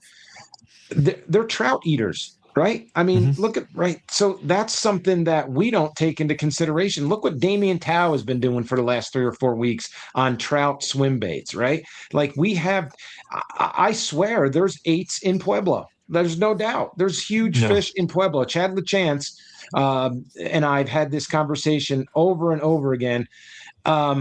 We agreed to disagree, but I have a feeling that the reason we don't get those numbers at Pueblo is they don't come up as shallow because they're smart. They don't have to. The bigger fish, the bigger trout are down deeper. I'm actually surprised someone like a Josh Jones of Colorado, if there's ever such a person, someone hasn't gotten out on Pueblo with live scope and just run for giants. Like I can't believe. I wish I had more motivation and more time because I would take my bass boat when I'm done with this kayak stuff. I would consider getting my bass boat, putting the 12-inch Explorer on there, and just go chase a giant bite at Pueblo. The only I believe that they're there, but I think one of the things that do you guys know the protein differences between like a bluegill, a trout, a shad, a crawdad, all that stuff? Not the science of it. I'm going to butcher it, but basically a shad is the least protein dense meal a bass can eat. So if it's eating craws, the return is better. If it's eating bluegill, the return is better. But a shad, it is prolific, so they know that they're always going to get a meal. I actually think in shad-based, let me be specific, our shad-based lakes, I think it I don't want to say it limits the size of the fish, but they're not growing as big as they could. You know what I mean? And then you go to a lake, say Quincy or Aurora or something like that, where you've got trout, you've got crawdads, or the arsenal. I'm fishing the arsenal. I'm not going to blow up somebody else's spot, not blow up my spot. Or the arsenal where you have these crawdads. They just grow bigger fish. Now, does Pueblo have crawdads? Of course it's got crawdads. It's got tons of crawdads. We know that. But the difference is what fish key in on. You know what I mean? Like if I was looking for big fish, I would look for, number one, I would look for a lake where kokanee and bass, merged into one. Second, obviously, would be trout and bass, but the trout numbers would have to be big and they would have to stock them the right size. After that, dude, if I'm chasing big fish, I'm probably looking for a craw base. I know that sounds goofy, and you guys are probably hearing it and going like, "This guy's off of his rocker."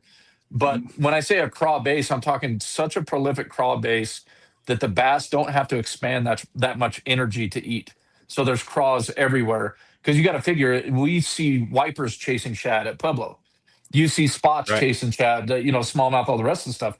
Okay, so let's say a little shad represents, a minute amount of nutrients. They might be expanding more energy out that they're gaining from that. Right. So then it's just this. They're back. They're losing. Yeah. Yeah, and they still. And then George brings up another point: bad genes. But it's why do you?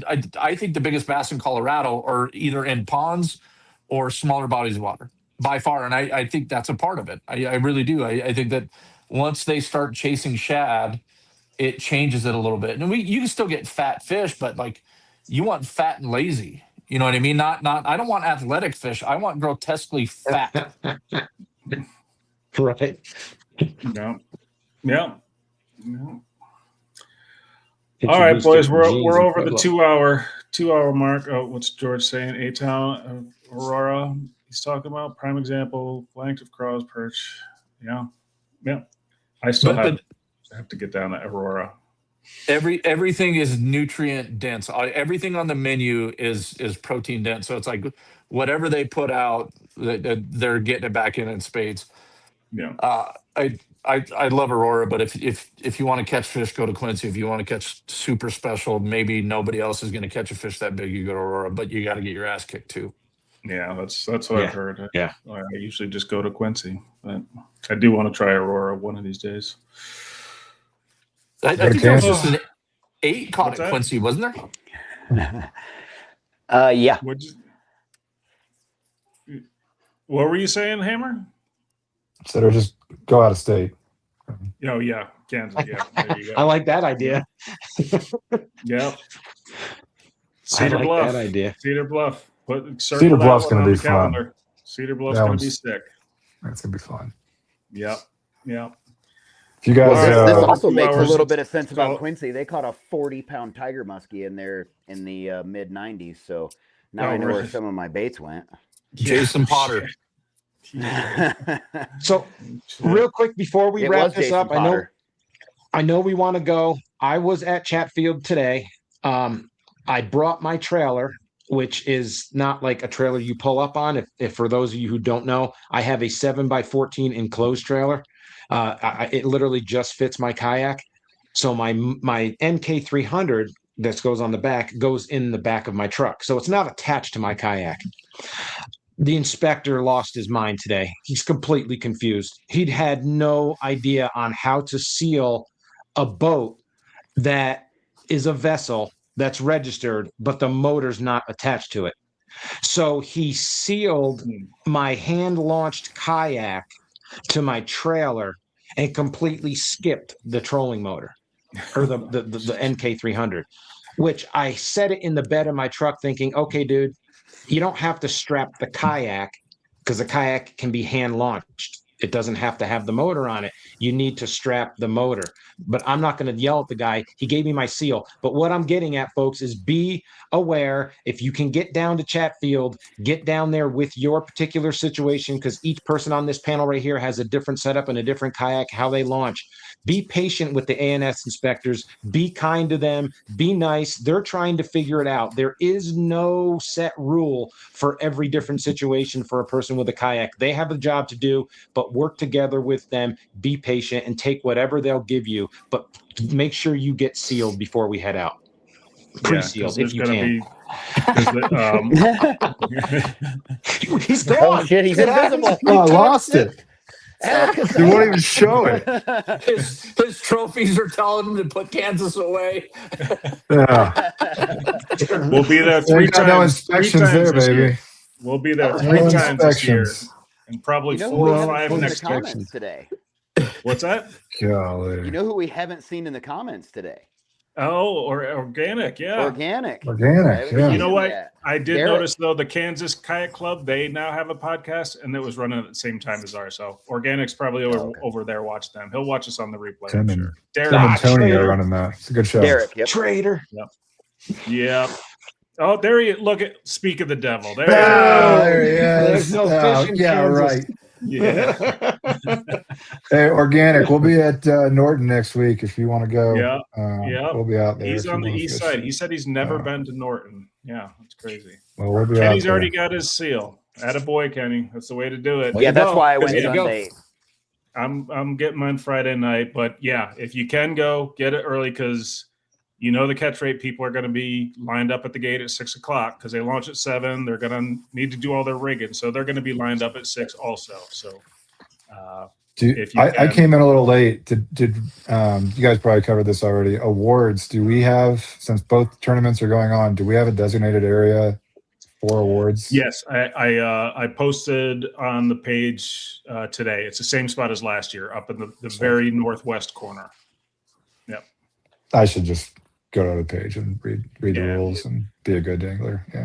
Yeah. Sharon saying there's a new house for sale. Yeah, right. Did you get one on Milford, or was it a smaller lake near there? We are not on a lake, but there is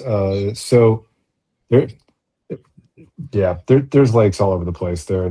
Your taxes actually go into putting like ponds in, and they actually like shock it, and like there's fishing reports from, or like biology reports from like all the ponds in town, because they actually like check those, and it's all across the state. It's really cool actually. But no, there's a wildlife trust right outside of town that's like 5 minutes down the road from my house. So I'm gonna go fish that 50 crappie a day limit.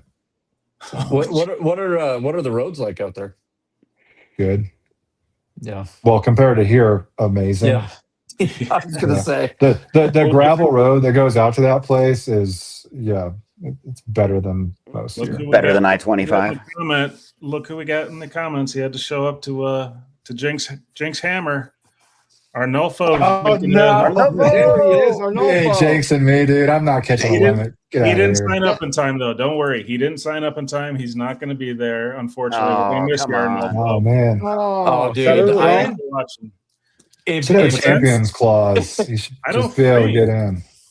Let me make sure he gets the exempt. He gets the Legends clause. Legends clause.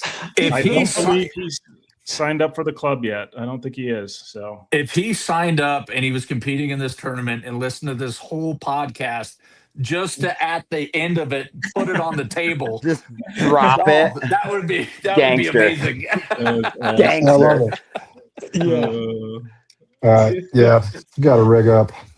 Yeah. Your new neighbor. Oh yeah, you're going out tomorrow. Let us know how it goes tomorrow. Or we want to see the whole video, Hammer. Right. We want to see all the juice. Come on, don't hold back. Don't be a Flanagan. If I catch him tomorrow, it's not going to be the same pattern this weekend. It doesn't matter. I'm just getting out there. So. Sunday morning, my practice video is already scheduled. It's already edited and scheduled and up on YouTube. It gets released Sunday morning. So you're not going to want to miss it, folks. You're not going to want to miss it. Good. Tune into that. Yeah, just That check it out. episode. Sunday morning, you'll see my Chatfield practice. And it turns out I could have released it now because what I found is absolutely not going to be in play. But whatever, that's all right. It would have been funny to see, though. It would have been cool. So yeah. Anyway, yeah, good stuff. So, well, thanks, boys. That was fun as always. Yeah, go get some sleep. Go get those bibs out of storage. I know you probably tucked them away for the winter, but get the bibs out of storage. Get the Kamek ice fishing boots. You know, get the cold weather gear at least for the first couple hours. So, any last thoughts? Any shout outs anybody wants to give? No, I don't have Be one. nice to your tournament directors. yeah, yeah. Go easy on them. They're figuring it out.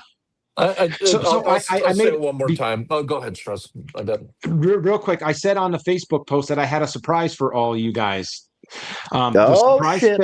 the surprise fell through. I was going to stay at Chatfield today I was going to fish all day, and I was going to do my part of the podcast live at the marina with the lake in the background. That was going to be the surprise, but my old ass got tired, and then if I knew I'd be sitting there till 7, 8 o'clock, whatever the hell time it is right now, and then come home and I'm like, Jesus, with these blabber boxes, I'm never going to get home till 9 o'clock at night. So that was going to be my surprise. I thought it would have been pretty cool to do a live podcast from our first event, but I blew it, and I'm sorry. Somehow I'll make that up to you all by That's all right. kicking your ass. All right.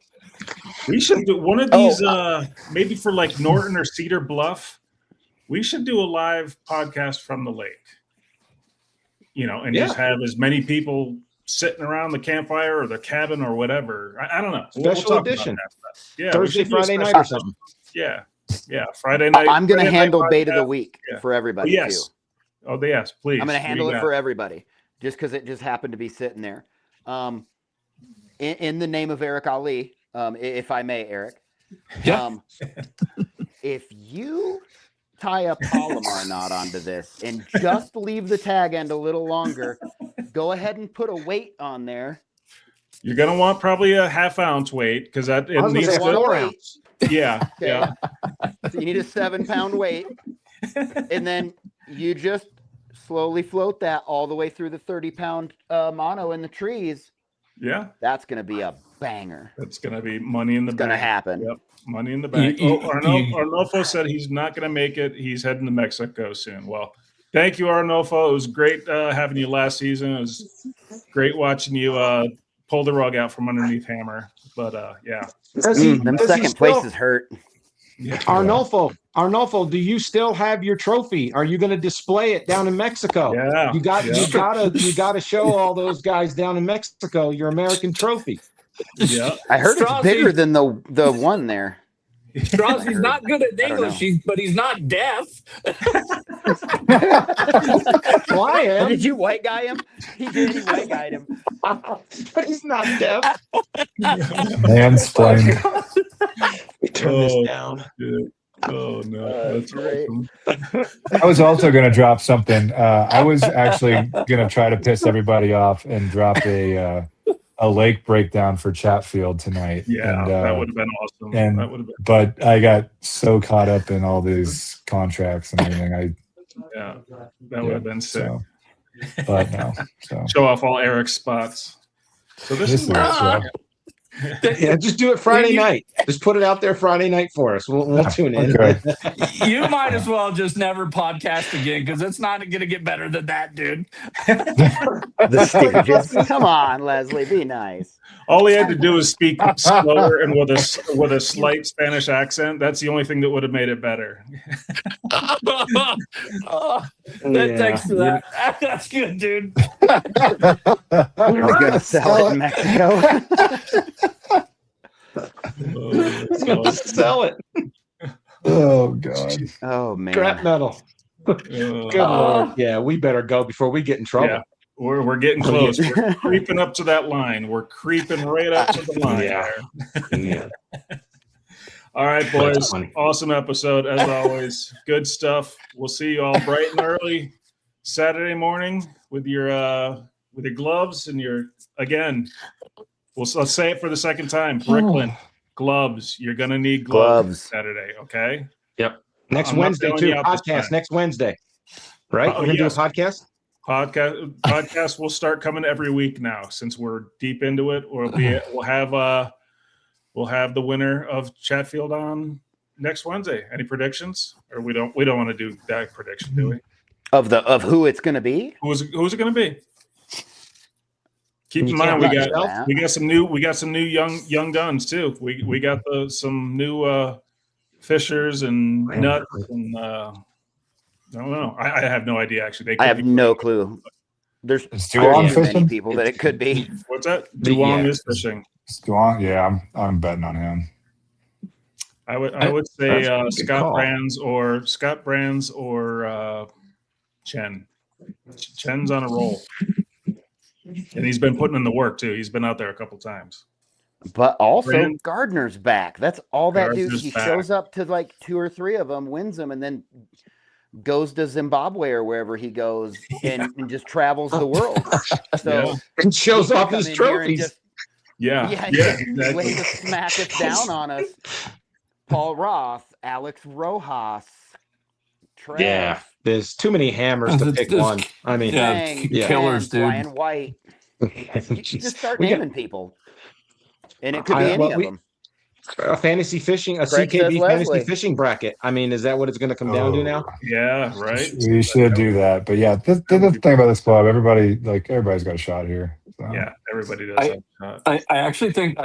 I actually think Scott Brands, because I think that all of us, and I could be wrong, but I think we're always looking all over the place. I think Scott's got his area dialed in, and he's going to stick to it. He's not going to go anywhere else.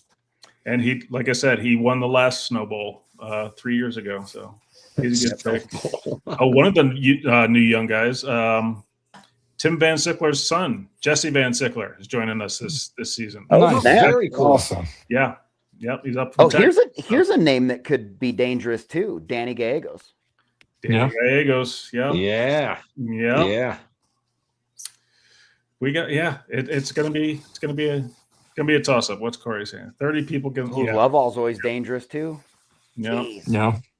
he'll be slinging that tube around. I can imagine the tube working at Chatfield too. Yeah. For sure. Smallies. Yep. Yeah, straight. All right. There's a lot of killers. Go to Kansas. Yes. That's next week. That's next week. All right, guys. We will. Who knows? Maybe we'll be talking to one of you next Wednesday. We'll see. Uh-oh. My plan. What you got? He's got a red and yellow. He's got a McDonald's colored jig. It's like, I'm just always playing with stuff. There's no significance to this. I'm not like, there's no hidden Is this- messages. I was going to I say, gave is the this juice foreshadowing? already. Is this little sneaky secret we're showing here? A red jig? does look McDonald's colored though, doesn't it? Red and yellow. Yeah. That's a Beast Coast swim jig. Oh, It's oh, yeah. good stuff. All right, boys. We'll see you Saturday morning. If not Saturday morning, Saturday afternoon. Go to awards. All you new guys and old guys, go to awards. We want to see your faces. We want to meet you. Come up and introduce yourself to all of us. I guess I should say me in particular, since I'm the TD and Straws. But get to know us. So if you have any questions, as I said, I'll be putting out my phone number to everybody. Call me. But yeah, go to awards. It's a good time. Yes, for sure. All right, guys. Thank you guys for coming See y'all on. soon. Have a good one. Have a good Later, night, y'all. guys. Adios, guys. Later. And